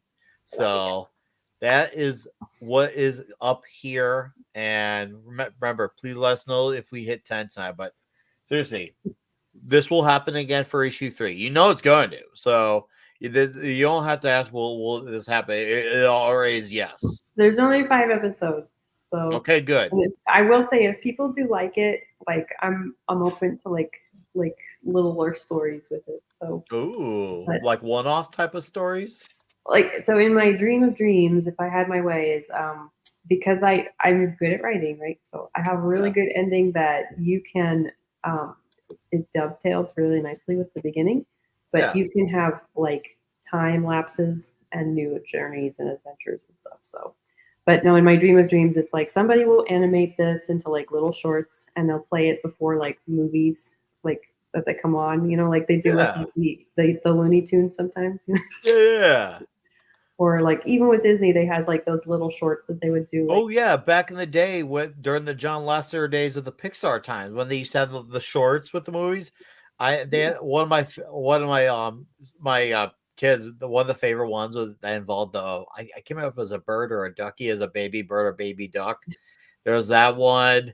I always liked the one with Jack from The Incredibles. That one was good. The Jack one was hilarious. That one's just so good. Then there was the alien one with the spaceship in the house. Or then there's the one with the bow, the bow. I was gonna say the last one that I remember very clearly was the bow one before. Oh yeah, I've never seen the bow one in theaters. Nowadays, like when I watch shorts, I watch the ones that involve the Minions. I feel like the Minions ones are absolutely hilarious, and I'm like, there's such a missed opportunity. You could straight up make a Minions Go to Vegas movies, and all the adults will see it. Because can you imagine how the Minions would act in Vegas? It would be utter fun and chaos and ridiculousness, saying Minions joyriding on air like skylines and doing casinos. Where's the short of that? I just think the shorts would be better because you could get them like they're smaller amounts, but you could still fill in a whole story with it. And there is such like it's almost because of cable TV being like almost like we've moved so much to streaming that like putting it before a movie would almost be like preferable to all the ads. And then the other thing is like because like I said of streaming kind of taking over the cable TV thing, you have like episodes of like Robot Chicken and like Stripperella and like all these other things that have such a legacy to like people who are around the millennial age group where it's like, oh, I like that because it reminds me of that thing. And I guess even SpongeBob episodes are only like 11 minutes. So it's like, yep, give me like an 11-minute episode. I can just shove this in before movies and get like 10% of the ticket price, I like that. I like that a lot. Animators are listening. You have a vision. You have a vision. That's good. And you know what? I hope to see these stories go places. And I know when it comes to issue 3, we're definitely gonna want to talk about the events that happen in 1 and 2. So we'll not only will we be able to promote issue 3, but we could talk about the events and discuss, dissect, break down, theorize, insert word here. It'll be glorious. It'll be absolutely wonderful. We can get more of an ask me anything going.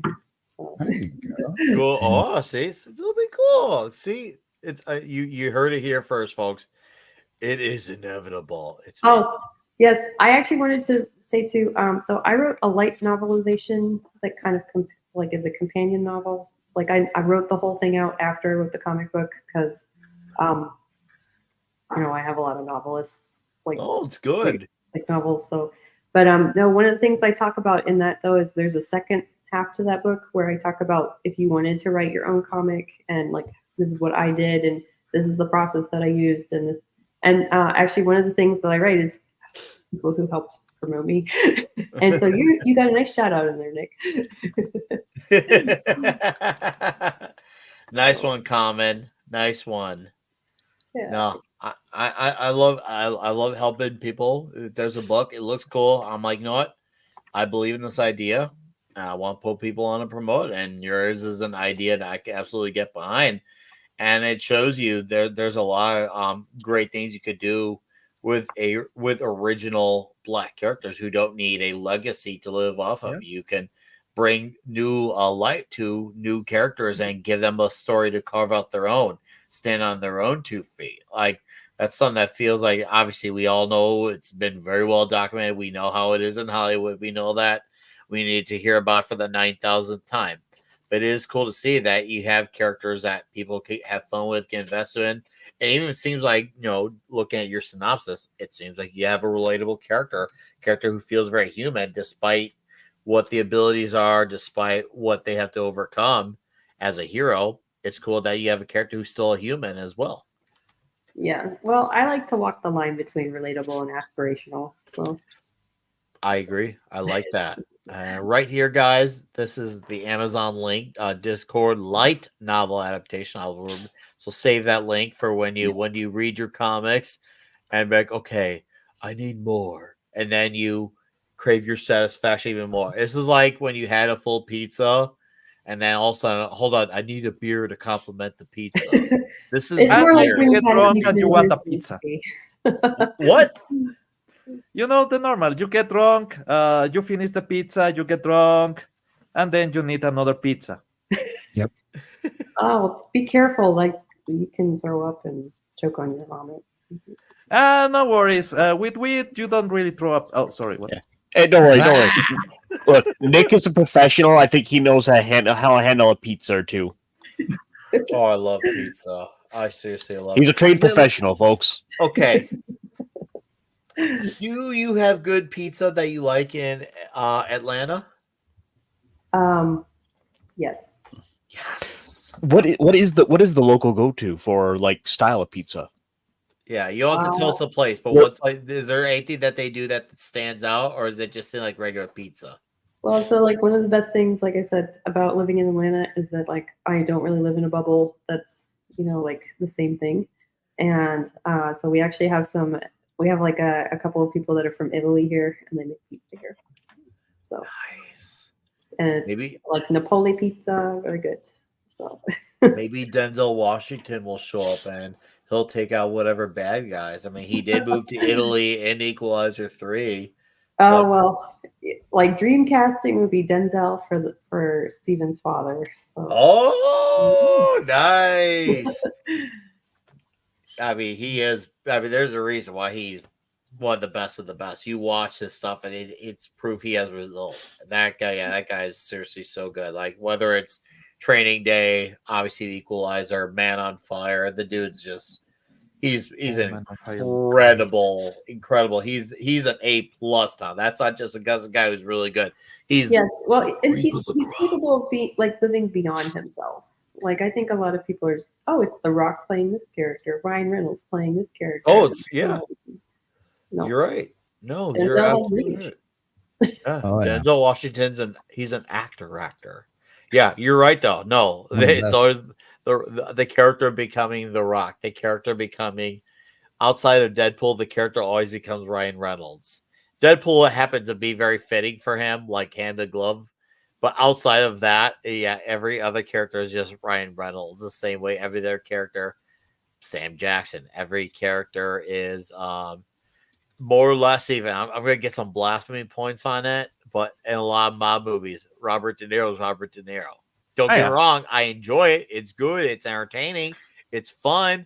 And he's really good at it, but it's Robert De Niro. Yeah, the problem can be where you stop seeing him as an actor or stop seeing him as a character and you just see the actor. Yes. Oh, like Jackie Chan. Yeah, and I'll admit, and I love all his martial arts movies for it. Oh, I love Jackie Chan. He's never but Jackie Chan. But at least with Jackie Chan, you have the extra little benefit of having the stunt work. So it's like it's Jackie Chan, but you want to see how he's going to try to do this crazy stuff with like a ladder. Oh Another guy has it. jumped from, I think it was 3 floors. Just because he could kinda slow his fall with the wall or something like that. Yeah, was it Project failed. A1? Yeah, and it failed. And the guy is just like, I survived. Who cares? Yeah. Well, I want to add real quick, just because I'm talking about Denzel and because somebody mentioned Crimson Tide, is like I made my husband watch the Man movies with my son, recently, and Crimson Tide was at the top of the list, one of them. So, just, men and women are different. Men need heroes, and it's like I can't like watch all the movies. No, you can't. Like hating them. But no, this is the job for fathers. It's like, hey, you're gonna sit down and watch Crimson Tide and Master Commander, and Matt, that's a good one to do too, Matt. No, seriously, your husband is absolutely nailing it. Those are really great father and son flicks. Really, for father and son. If your guys like anime, Tengen Toppa Gurren Lagann is a show about being manly, being heroic, and about the legacy of a father figure, and is straight up incredible. No, if I've heard that, can you put it in the private chat for me? Okay, I got you covered. Oh, Cass is already on it. Oh, okay, yes. I love it. Okay. Yes, so at the heart of Dizchord is like a father's love for his son and a son striving to honor his father. So. Okay, one more question before we transition on over to Caster. Who would play your main protagonist? Can I get like Michael B. Jordan from like 5 years ago? Sure. I was in shape. He actually likes these type of characters. He's an actual geek. I'm down. I'm absolutely down. Yeah, would love it. And him and Denzel in a movie together. I mean, it's kind of like a good age range because I think Denzel's a little old too for the father character, but I mean, like not in a bad way. Yeah. You could hide it. Oh yeah, and on top of it, I mean Denzel also he's Denzel. Black don't crack. I mean, that's true. It's absolute fact. I mean, look at Ernie Hudson. Ernie Hudson's 79 or 80, and he looks the same way he did in the first movie. I think Mark Miller said it best. They could have made a whole separate Ghostbusters sequel revolve around the mystery of why Ernie Hudson looks exactly the same as he did 4 years ago. And that could have been the story of the movie. And I actually would have bought that. I actually would have bought that. You don't understand. He was actually this cosmic being sent down from eons ago. That the only reason he actually even showed up to the Ghostbusters store to help them out was because he knew the evil that was actually coming. He just had to play it off like he just needed a paycheck. And like he was just a total idiot to all of this shit. Never knew anything. Actually, the truth is he was the mastermind the entire fucking time. He was this mortal like eldritch being or some shit. He's older than Bill Murray and Dan Aykroyd by at least 5 to 6 years each. But if you look at them in a photo together, you could swear both Aykroyd and Murray were 10 to 20 years older than him. Yeah. It looks like it in the movie. It looks like it. Yeah. There's something. It's like Murray looks old now, man. Black men when they are at that age, they mature like a Japanese woman up to their 60s. They look 15 until one day, and the next day is just a mummy. Smacks them all in the face. Yep, all at once. Dude, that's not a lie either, dude. I was gonna say the Irish have the same. One of my aunts was like Irish that. Really? Yeah. What? Yep. You turn 40 and boom, you're 80. That's why I like being a Mexican. We age nicely. I got Mexican and Swedish in me, dude. I'll look like this for the next 30 years. It's great. Man, I'm the guys that lost with the Incas and Jewish. My mix is not really good. I will age really poorly. Dude, Native Americans, like, dude, they age. Yeah. Man. It is not kind to them generally either. I will be a pale grape. That's so, basically. folks, we thought you were Hi, Caster. Caster's like, I got some comics to talk about. Can y'all shut up about this shit? So one of the recurring segments I'd like to do on the show here is to look ahead to next week to help encourage people to go out to the comic shops and put a little highlight on a couple of books that have at least got my interest. So without further ado, of course, is Dizchord number 4 coming out of Image Comics, and the Skybound continuing the excellent overall status of the Energon universe, which is one of the few real highlights of the comic book month. Well, really, of almost every week that these books come out. Destro's fantastic. This is just the continuing saga of a bunch of weapon sellers in the GI Joe side of the Energon universe, basically going to war with one another. And really, with our description here is simple: Destro's kill list: Chameleon, Tomax, Xamot, anyone who gets in his way. Nice. I'm looking forward to this. I am looking forward, and like, even though I had my complaints and they still maintain about the art, it has literally been saved by the story. So I am looking forward to Destro for the story. But at least Transformers 1 has stayed great, art and story wise, and we'll get into it shortly too after we go over your Cobra picks. was solid. But man, Cobra was Transformers, actually it solid. looks like Glenn Danzig. Seriously, Yeah, like Rainbow. I thought that was Glenn Danzig for a sec. I was like, Danzig, you're not part Oh, of I G.I. like this Joe. one. Have you played Metal Gear? Yes. Sniper Wolf? Oh yeah. Vulcan Raven, giant. And that looks exactly like the covers for Metal Gear. So I can see bonus see points. that. It does look like a Metal Gear Yeah. Hideo Kojima cover. I can see that. Uh, I forgot it did. I was thinking about the Transformers comic that came out this week. But go on, Caster. Also coming next week is a little book that Nick, you and I were, when we were kind of starting to do some of the comic shop stuff here, we got excited about that is finally coming back after a long hiatus. And that's Ultra Mega number 5. Oh, Years. This is a kaiju book. And they're thickies. They were released 4 issues at a time. Apparently it's going to end at 8 issues. And this is monsters, battle, big buildings, big creatures. Everything's gigantic. Everything's gargantuan. Basically, everything's huge. Just diabolical, fantastic. The likes of which you've never seen before on steroids and on anabolics. Like these creatures, their testosterone has testosterone. It's great. And you'll feel like you want to like go eat off a wall in your own home. Like, and that's how big the story is. And I had so much fun with this 3 years ago, thinking, man, when's that follow-up gonna come? And now it's finally happened. This is literally released on my 37th birthday. So thank you, James Herron, for bringing this thing back on my 37th birthday. Yeah. No, this is a fantastic book, especially if you happen to be into the likes of Ultraman, but you want to have a little bit of that touch of that kind of 90s gross out humor in the mix as well.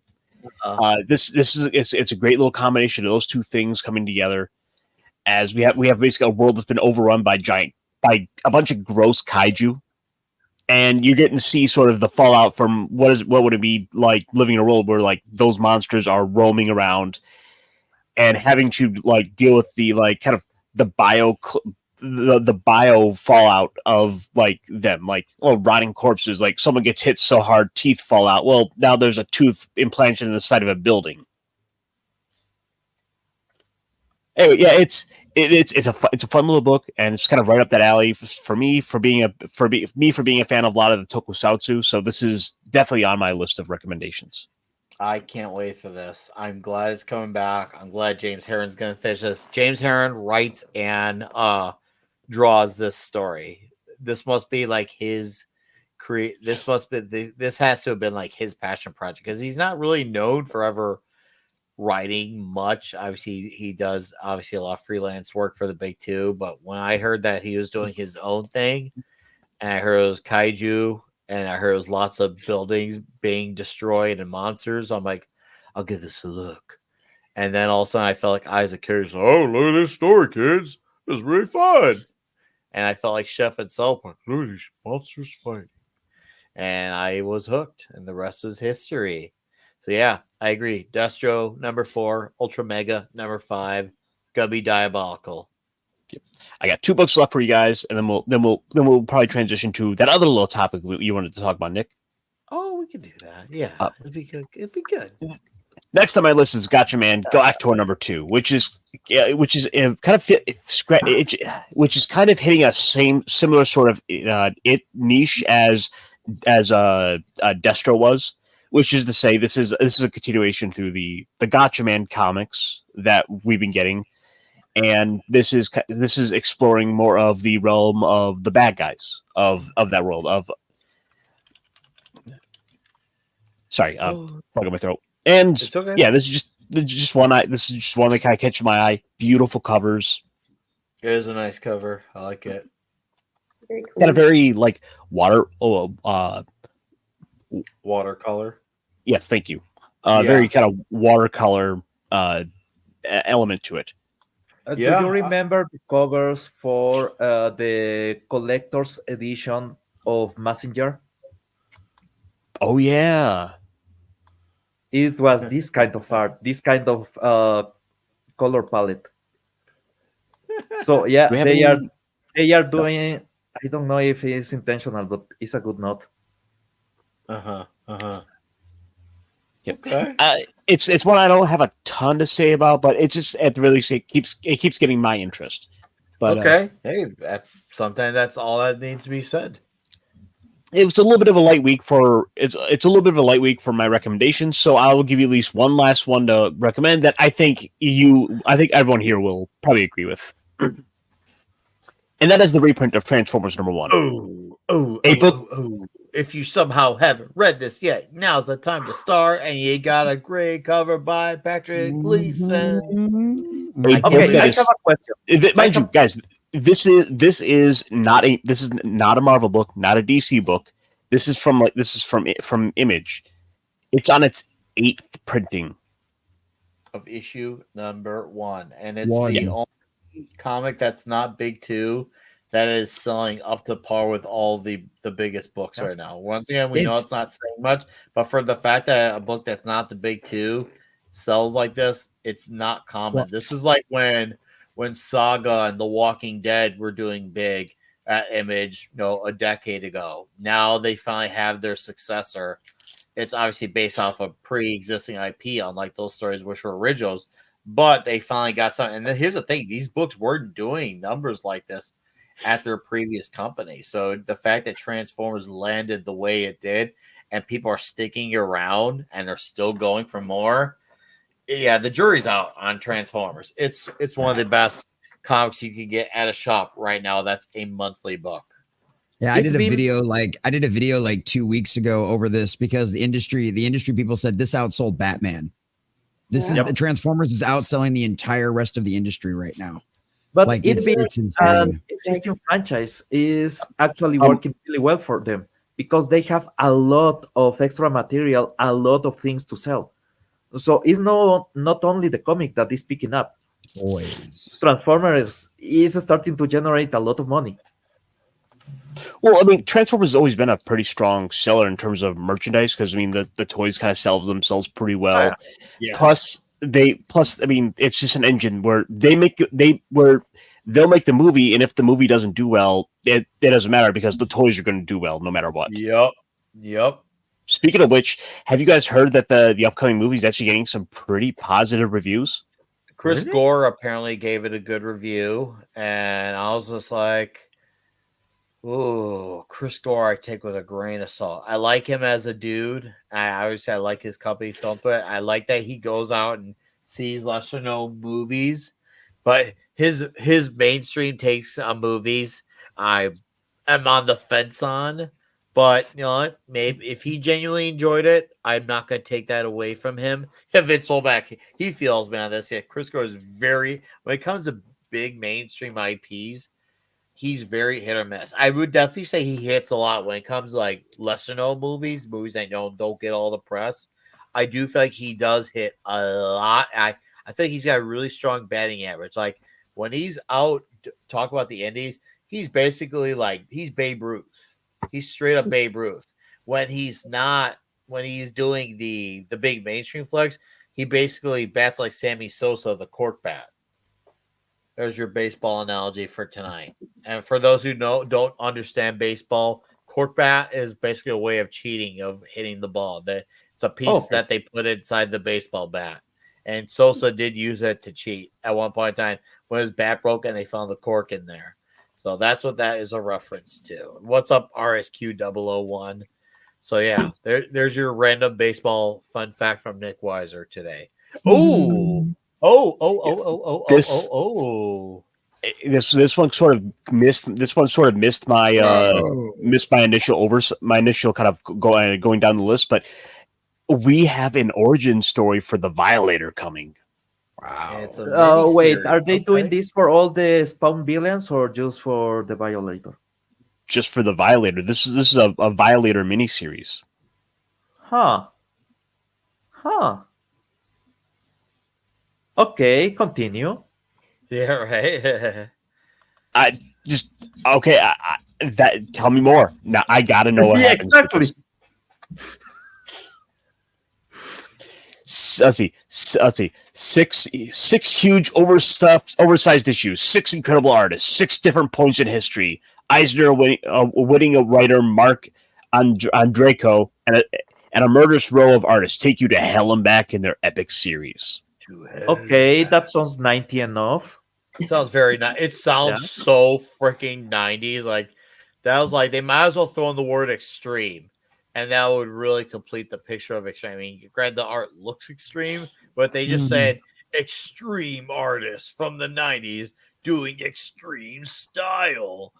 This art is so 90s. Like I could practically see this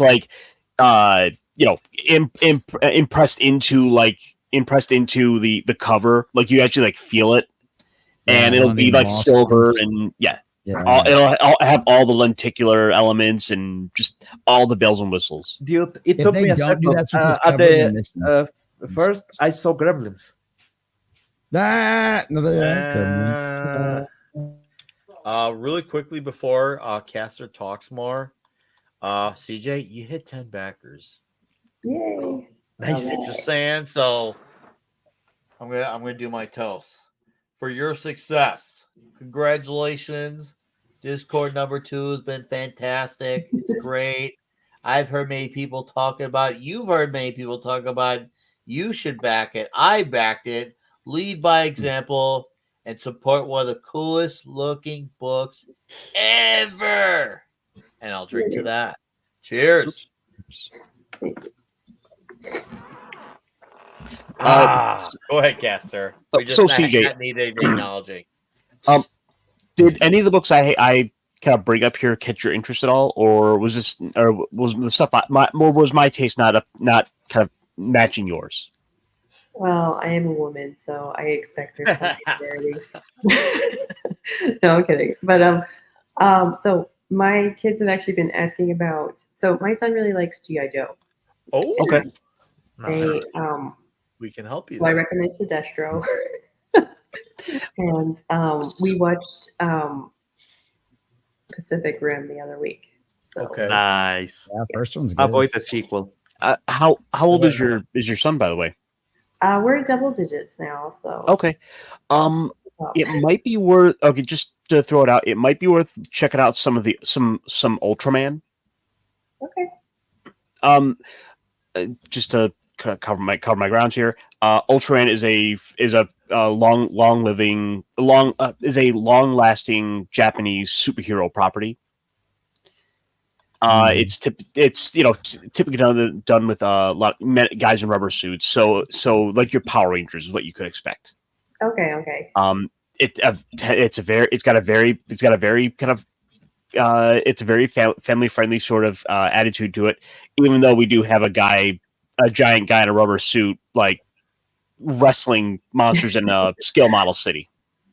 No, that's okay. I'm a big fan of family friendly entertainment.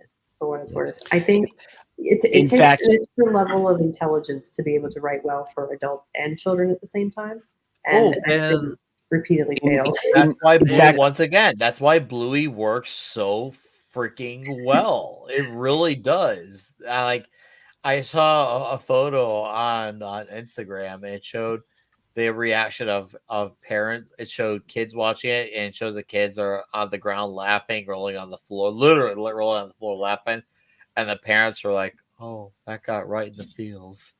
Yes. And that So- that sums it up. It sums it up. It really does. So they just made a CGI movie for Ultraman that's available on Netflix called I think it's Ultraman Rises or Ultraman Rising. Oh, okay. Put it in the private chat, and I'll add to my things to look up. So- Also, if you want something that is enjoyable by all ages and Thank you. is sensible enough, I will say One Piece. Straight up, One Piece. So I actually have a rule about anime that's gone on, like, and it's like supposed to be really good consistently. Is that I tell people that I won't watch it until it's finished. Well, then we can talk. you just like you trust me. 20 You can years. start now, and you won't get caught up by the time it's finished. I promise you. I at this rate, I'm kind of wondering if the guy will die. Supposedly he's working towards the end right now, but I think they've been saying that for like 10 years. If you read the last issue, no. Shush, boy! Don't you spoil a thing, or I'll come. I swear, I will come through this computer. I will strangle you in another country. I am so tired. I can't scroll through Twitter without getting fucking spoilers. And I'm like, I'm only like episode 825. What do you guys just stop? I'm gonna strangle. They're like, oh my god, what's going to happen in the new manga this week? I'm like, I'm gonna strangle each and every last one. I already had a specific death ruined for me. Take care of some Dr. Pepper, probably. I'm like Nick. I rarely use caffeine, but when I do, I'm going to mention I one love book that's come out next week that people should know about if they don't. Saturday Morning Adventures Teenage Mutant Ninja Turtles. For those who are not, Okay. it's based off the original 80s cartoon, which ultimately, in retrospect, I'm going to get some flack for this. But the 80s cartoon of the Teenage Mutant Ninja Turtles was basically just an advertisement to sell toys. Now, don't get me wrong. I love those toys. I still get those toys. I will always love those toys. But the fact is, Teenage Mutant Ninja Turtles do not fight in the daytime. That's something that show violated a lot. And Baxter Stockman is black. He's not white. That show also violated. That said, though, this comic does that version of that cartoon very well. They nailed the dialogue. It's really you feel good after you read it. It's just really fun. And especially if you're an 80s or 90s kid, you're definitely like feel the nostalgia from it. They say all the cheesy 90s statements too. Turtle power is the only said in that cartoon. They use it to the T in that. And yeah, Vulcan Liz, he knows. Yeah, he said, and it really is wonderful. I originally held off on it until like it stayed good for more than 2 issues. After a year, I'm like, okay, a year's. I think it's now qualified for me to check out. And I'm like, oh, hey, this is really, really fun. So I'm really happy about it. I'm really diabolically happy about it. But Caster, really quickly, dude, I won't get to spoil, but we just need 2 minutes to talk about this, dude. Transformers number 12 was wow, just wow. So we are now 12 issues into Transformers, meaning this comic has been going on for one solid year. It's great. It consistently is one of the first books I will grab out of my stack every week where it's in there. When it comes at the end of the month, and I look back, Transformers is still consistently one of like my top 5 books. When I'm kind of assessing, and it has lived up to that expectation of every single issue. I agree. It has been great. I'm happy that we are officially year in and we're still invested just as much now, a year later, as we were then. And the fact that we're lucky they just stick around for another year, it's like, yes. Just saying. Yeah, And also, little things of this book have kind of come along that have so amazed me. Like the way people have taken to some of the lingo out of this book and made that part of sort of the Transformers stuff. You know the song is like the prime example of that. I'm aware of that. You know this. Which the story goes that we now know is Daniel Warren Johnson wanted to make a reference to the Stan Bush song. Well, they didn't have the rights to the song to be able to put that in the comics, so he just put that in there, and it's become in a way its own just as iconic element to the Transformers. Just that phrase, you know the song. It's so good. It's so good. I love it. No, it has been absolutely awesome. It's obviously the second arc was a lot darker, definitely hitting a lot more emotional beats. But man, did it pay off at the end. It really paid off. And I can't wait to see what's going to happen with this third one. Like I said, I'm trying to be vague here because I know some people who have read, but it has been, dude, it really ended strongly. It really did. And I'm really happy. And I'm so glad I've gotten to fall in love with Beachcomber. Just saying, Beachcomber is awesome. He's totally radical, man. He's totally radical. And you're coming to this as someone who just really wasn't a big wasn't a Transformers guy before, but now you're pointing to like, yo, this is my favorite Transformer. No, this is my favorite Transformer. Yeah, and I was going into it expecting I'm like, he's gonna be all about Jazz. That's gonna be his favorite guy in this comic, and it's like, no, that was the curveball I wasn't expecting. I like Beachcomber. It's true. I'm a Transformer that's Trumpized. I like it. And oh man, the drink. My stormtrooper is over half empty now. And no, this was not full. It was probably around honestly, as starting time is probably around here, and now it's down here. So it's been really good tonight. Not bad. So that's the sanity meter. It works like an HP bar. Yeah, the lower it goes, the crazier Nick gets. It's great. You see, folks, the secret is every time we mention Rebel Moon, it goes down just a little bit more. You're maybe sober. So great. So great. Seriously, you mentioning that. You mentioning Rebel Moon is like the equivalent of a police officer pulling over someone who's high, driving high. They're like, also, it's like you're not stoned anymore because you realize, oh crud, I'm pulled over. That's you bringing up Rebel Moon. So we're reviewing the comic next month. Then no, we're never touching the comic ever. Like, what do you want? Okay, so treat you because it's funny and entertaining. Yep. To give you a little context there, CJ. Nick told me in confidence that the Rebel Moon comic was one of his absolute favorite things, and he was looking forward to sharing it with the rest of us. No, okay. This never happened. I've seen the screenshots. It's true. It's fake news. Yeah. It's not true. Don't believe everything you see. 100%. It depends on what you mean by the word favorite, right? References. Now that's actually real news. That's actually real news. He has talked about Rebel Moon more than the entire country. This gets the chat going. Bring up this. For what it's worth, I have a science fiction romance series that if you'd rather read something that has quality in it, you're more than welcome to check that out. Boom. There we go. You know what? That gives me could you post in the private chat your link to your novels just so people at least have it? I got it. All right, thank you, Common. Thank you. Yeah. It's funny because so Nick, we've been doing this. So you and I've been on here doing this so long that I still have CJ's links in my notes from the last time she was on. Well, I've told people several times this week. If nothing else, you should be memorable. Yes.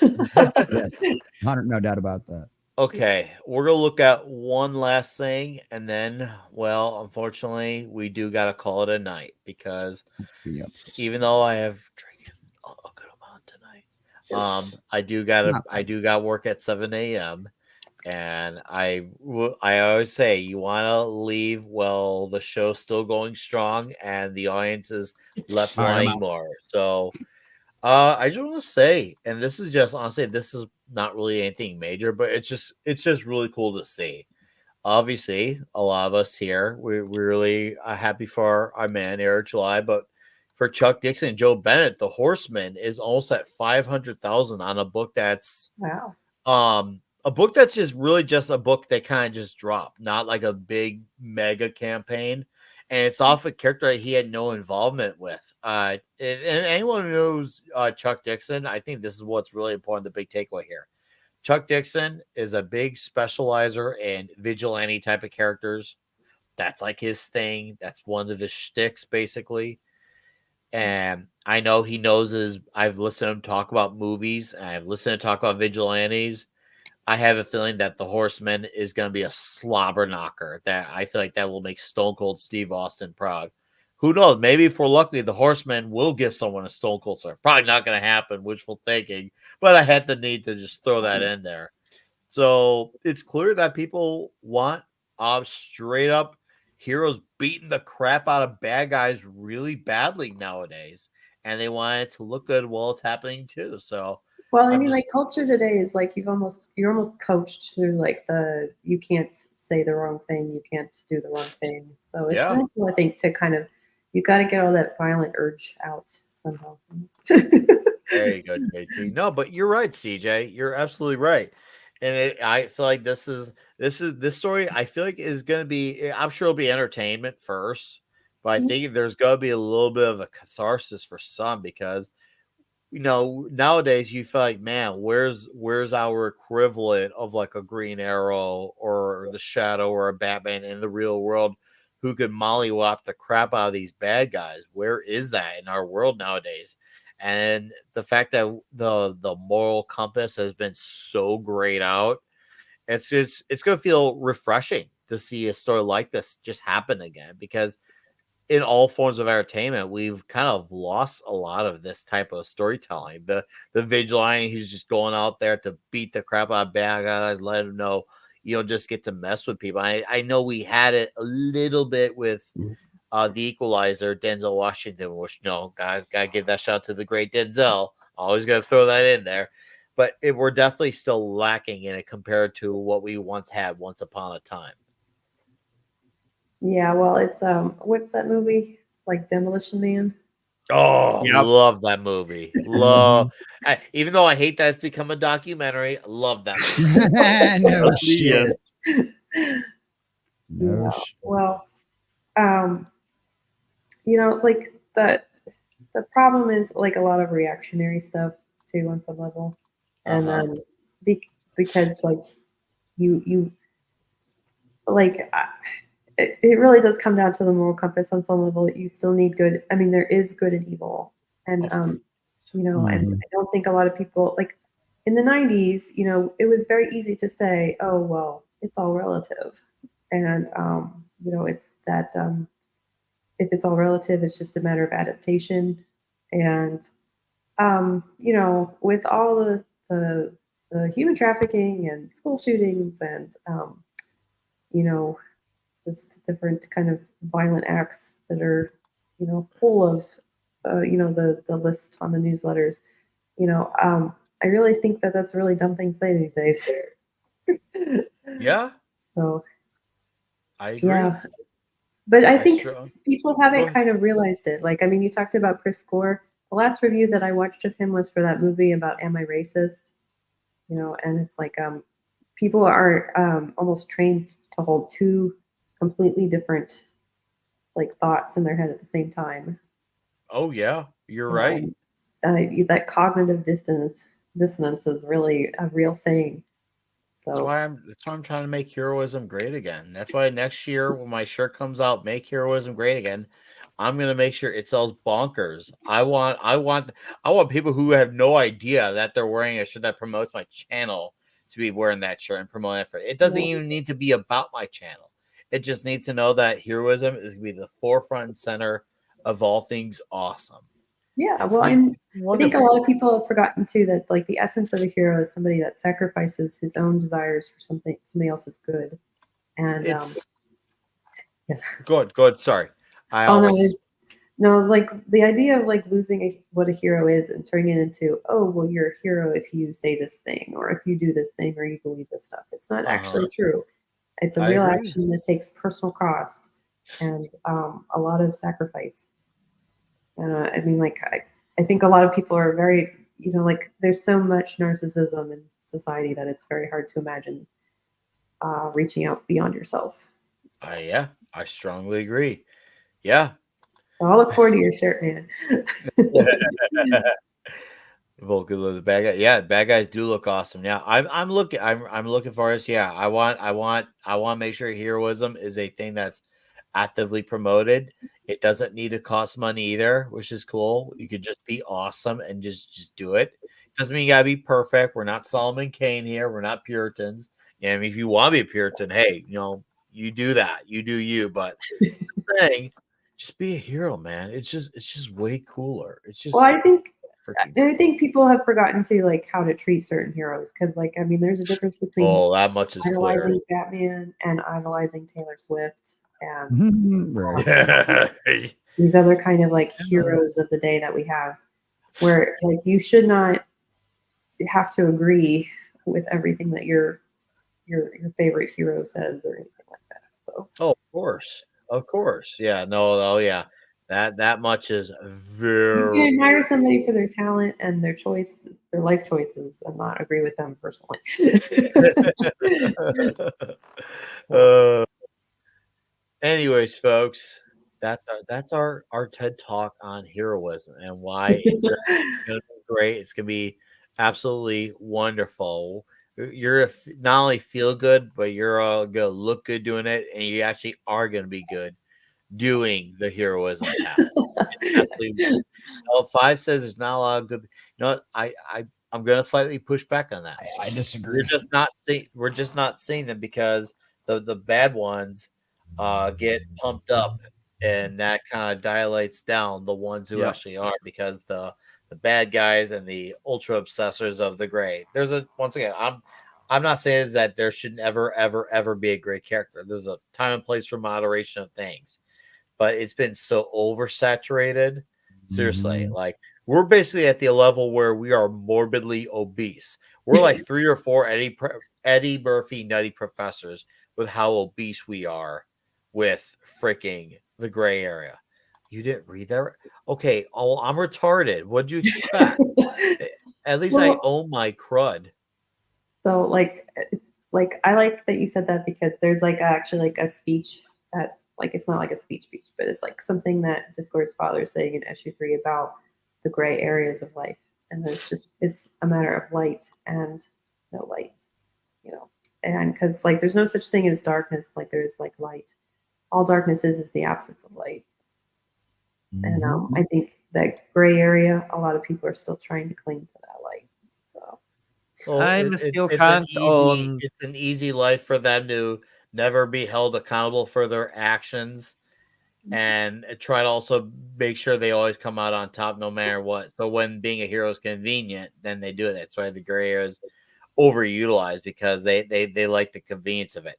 Villains Yeah, do but make the book. Nick, I do agree on that by the way, SU3D3, welcome. I don't think I said earlier, and I apologize for my lateness. Welcome to the show. It seems like you're still here. It seems like you must be enjoying the show. So thank you, by the way. But they do help. They're very important. And I feel like you can it's the contrast. make a great villain and make them very despicable. And I feel like you've done a good job making a good villain when you make them absolutely despicable because you want them to test your hero, your protagonist, and that those villains help make the book that much more essential. That's why I feel like characters like Spider-Man and Daredevil benefit more than a lot of Marvel characters. Obviously, just to make an obvious mainstream example, because when people, a lot of normies know who the Green Goblin or Doc Ock or the Kingpin, and to a lesser extent, maybe Bullseye are, because those are all very effective villains, very effective. So that's my piece. Go ahead, Pablo. I'm sorry. yeah, just thinking, how will any of Taylor Swift's songs sound with the Batman voice? I don't know. Maybe I you don't can know. suggest that to Andre for your next video. The worst Pablo. part is that, yeah, it could work. We have Tom. Bad Tom. Dude, no. When Tom Connors is Nicolas Cage, that is the greatest. Straight up, if guys, about a month ago, when there was the announcement that Nicolas Cage was gonna play John Madden in the movie, Tom went on the greatest tangent, acting like Nicolas Cage being John Madden. It was you want like seriously, this gave meta new meaning. It was incredible. I thought I was gonna have a heart attack. I thought I was gonna get like diseases. I thought I was gonna get the kung flu all at once from this experience. Anyone who was there on that night when Tom did that tangent, doing that whole spiel, it was a piece of art. Seriously, that stuff should be on recordings. Hell, I'll double down on that. Nicolas Cage should straight up pay Tom Connors in royalties and use that for his speech in the John Madden movie. I said what I said. Maybe you can sell it as a ringtone. That's a long ringtone. We're talking like 4 minutes of Tom being Nick Cage being John Madden. I'd buy it. I'd sure buy it. I would. There you 'Cause go, then I Paul. would ignore every call because I want to hear Tom go through all 3 minutes of it. I Oh, there would was never a respond time. to a call again. There was this time where you actually could buy ringtones. You will send the text message, and you will get the ringtone on your phone. Dude, Tom. you bring me to. This is. I'm old. This is 20 years ago. For me, was the shit. Was the most amazing, incredible thing of technology ever made. You will get a MIDI song that will sound like shit for $1, and you still paid for it. And yeah, I'm old. God damn it. You know, there's advantages to being old. So Yeah, I agree. No. Get off Um, my lawn. People to What a confer dick, to man. answer your question. I don't know what part of the country. I'm assuming you're on Eastern because you said night. We do 8:30 Central Time, so that would be 9:30 Eastern. To answer your Yes, question properly, every Friday night. Uh, well, actually, we'll be having more comic guests next week, so we have two weeks in a row of back to back comic creators. So, we know, and we'll spoil the beans on that now. So, one last look at the Horsemen looks really cool. Joe Bennett's killing it. Next week, we will have Aaron Sparrow and Jim from Weird Science. A lot of people who know those guys, they're from West from Thinking Critical's Comics Aficionados. Aaron Sparrow did write for Dynamite. He did a Darkwing Duck comic that is really highly acclaimed. And when people think of Darkwing Duck comics, he's the go-to for that run. Aaron Sparrow, he's a really good guy. Cast may remember when we did our Cobra Commander #1 review. So him and Jim got a comic coming out, and I think it's called Kneel Before Doomface. I gotta reach out to Jim, but they're gonna be on here next week. I can't wait. I met Jim in person at the Dallas meetup 3 months ago. Really super nice guy, and we've been keeping in touch ever since. And I'm like, oh, dude, we gotta get you on, man. We got chat. Well, I'm like, it'll just be fun, just talking comics and propping up your book, and it's gonna be awesome because we've been talking a long time about getting this going, and it's finally gonna happen. Yeah, it's gonna get dangerous. 5 because like seriously, like I'm gonna scream, "Let's go nuts!" and Michael Keaton's go hide in the corner because he said he used my line. So, anyways, guys, it's been wonderful. It's been fantastic. Thank you all for acknowledging how long you've been a member. Thank you for your super chats, your direct donations, your time, and thank you all for backing CJ's book. thank you. Absolutely freaking awesome. I mean, somewhere out there, I can feel the presence of Brandon Lee in his crow makeup smiling about this. So you all did good tonight, and yes, you made random Brandon Lee proud. I'm trying to get rid of it. Yes, I gotta go face plant on my bed. That's what's gotta happen. Are you a sappy drunk, Nick? 32 naps of Nick Weiser. So yes, Make Heroism Great Again shirt will come out next year, but for now, for things closer to the future, we'll be back here next week with Aaron and Jim. It's gonna be great. 8:30 Central, aka 9:30 Eastern for a lot of views. And Toxic Tuesday, we'll be talking Kindergarten Cop next, and I'll have a video or two out next week. So if you also haven't watched it, I posted last week because I didn't do any videos this week, but last week I did. Heavy Metal does not need mainstream recognition, and that's a good thing. So go watch it if you haven't. And yeah, and I'm going to say it a third or fourth or fifth time. I was so glad to have you back on, CJ. So now I'm going to pass the baton to you. Thank you for coming back. I can't wait to do it again for issue 3. It's a pleasure having you on here to promote your book, and I'm glad we got through a few goals for your book. Yeah, absolutely well deserved. So thank you for your time. Oh, well, thank you for the platform. So I give you the time, you gave me the space. So. Oh, hey, it's fun. We have a good time here, and our conversations become a little bit smarter because of you. It's also it's like we go from like a -5 IQ to like a +1. It's like, all right, we finally hit the positives. Okay, that's something. No, I think that's a great idea, Vulcan. I think it's just have just the random cool discussion. I think that's a solid idea. And as long as she's down, what she sounds like it, I'm in.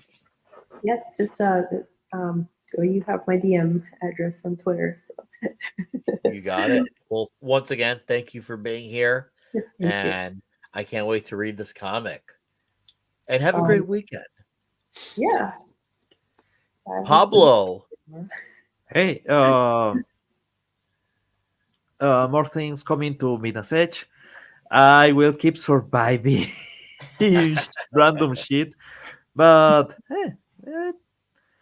I will count my blessings. I will keep enjoying things, and god damn it, same day I got a demonic tutor, so Ironcaster, I can say I will be hated even more on Magic. Good. Yeah. Good. Well, brothers. Don't overdo yourself, sir. Yeah. No, today it has been wonderful, just relaxing, just enjoying. I have been really enjoying the conversation. And no, Nick, I think I will also face plant. Just make sure you face plant responsibly. Listen to the mother and her coming out. Now, you boys, you face plant responsibly now, okay? You don't go choking on your vomit pizza. Okay. She's actually not wrong. One time I woke up at a friend's place at his college room. I woke up at apparently around 3 a.m. at night. He said, "Yeah, you got up off the couch like you were the Undertaker, and then you tilted over and you face planted on the ground and landed directly face first into my computer charger." He said it was the funniest thing ever. I don't remember anything happening. But the fact that the charger was conveniently there and your face hit it directly, like that was the best placement ever because that was not meant to happen. It was just the charger just happened to be there, and I just landed directly face first into the charger. So that explains why you look like that. Tells us everything we need to know. Well, for what it's worth, okay, like I know, was it Crypt Daddy, the YouTuber? He actually choked on his vomit. Oh, of course. Right, but like Crypt Daddy also, it's like, Crypt Daddy actually had a lot of other issues. This is the reason why that was fatal for him. So yeah, I know. Well, were my shoes up? I don't remember. Dude, you gotta understand, for every memory I didn't have way back when, I gave memories to people. So they get to live with the memories I never will. I don't remember what it was like when I faced planted on the charger. But what they told me was they said it was a funny because apparently they're kind of like winding down. Everything was chill. They're all gonna start passing out soon. And I just woke up and I just tilted over and then boo. And then they said everyone just started laughing. Like, wow, he conveniently just laid it right on that thing. So I don't remember, but I'm like, how did I read like, you were screaming at your face hurts. They think that was the greatest thing ever. And like they wish they had got it on film. Like I wish they did. They could have probably got 1 million views on that on YouTube back then. It would have been huge. All right. Anyways, Pablo, thank you for being here, sir. Did you have a market? Yes, I did. I actually did have a market. I actually did. I was 19. No, I was 20 when that happened. I remember now. I'm gonna be 37 next year. I was 20 when that happened. So, anyways, Pablo, thank you, sir, for being here. You have a magical evening weekend. I'm gonna watch your Midnight's Edge video in the morning. Thank you, brother. I watch your other one, but now I gotta watch the Red Sonja one in the morning. So. Oh, that Red Sonja? That's Tom. Oh, that's all Yep. Tom. Okay. Well, I did watch your video then. All right, that's sweet. Oh, nice. Yeah, we got some images from behind the scenes of that one.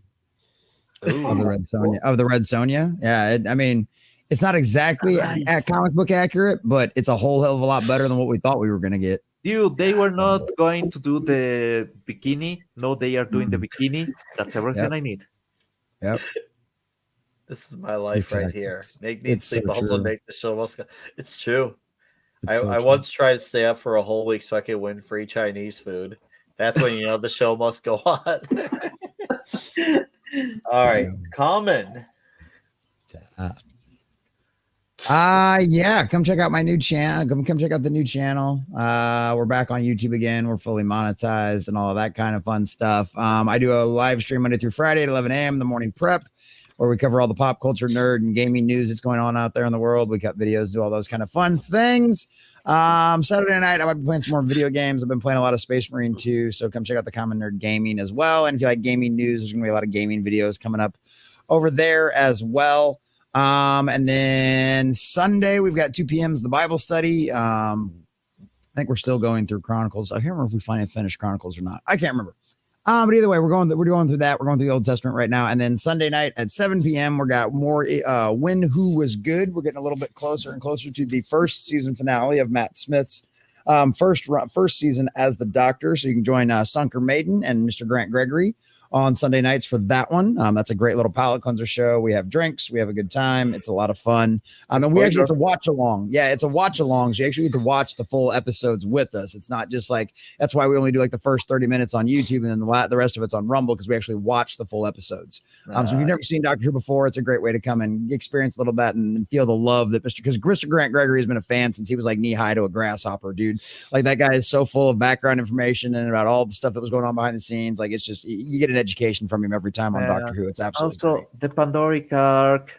Yes, that's the one we're in. Yeah, we're getting close to the Pandorica opens, and yeah, that's one of my favorite speeches from Matt Smith. So yeah, it's gonna be huge. I am talking. Yes, exactly. Oh yeah, I can pretty much quote that speech. So come check out the new YouTube channel, hit that notification bell because the algorithm is fucking hating me right now because I was a bad boy and showed too many trailers that I wasn't supposed to. So come love on me. It's just a mathematical equation at the end of the day, and we can overcome it. So definitely come check all that shit out. Always good to see CJ again. She was just on my show last week as well. So that was a lot of fun. So love seeing her. Can't wait for Discord and everything else. So yes, appreciate you, boys. Always a good time. I love you. Ironcaster. Always nice time. Yeah. Oh, yes. Right. You say that I make you feel smart, but it's like, oh, I actually get to be smart with you guys. Yeah, well, because that's the other thing too. It's like, she's not just a great comic book creator, she's also extremely intelligent, and she couldn't write the kind of books she writes if she wasn't. And that's the other thing too. You're getting intelligent writing from an intelligent woman who actually is not insane like so many other, white women living in suburbia at home with a rich husband.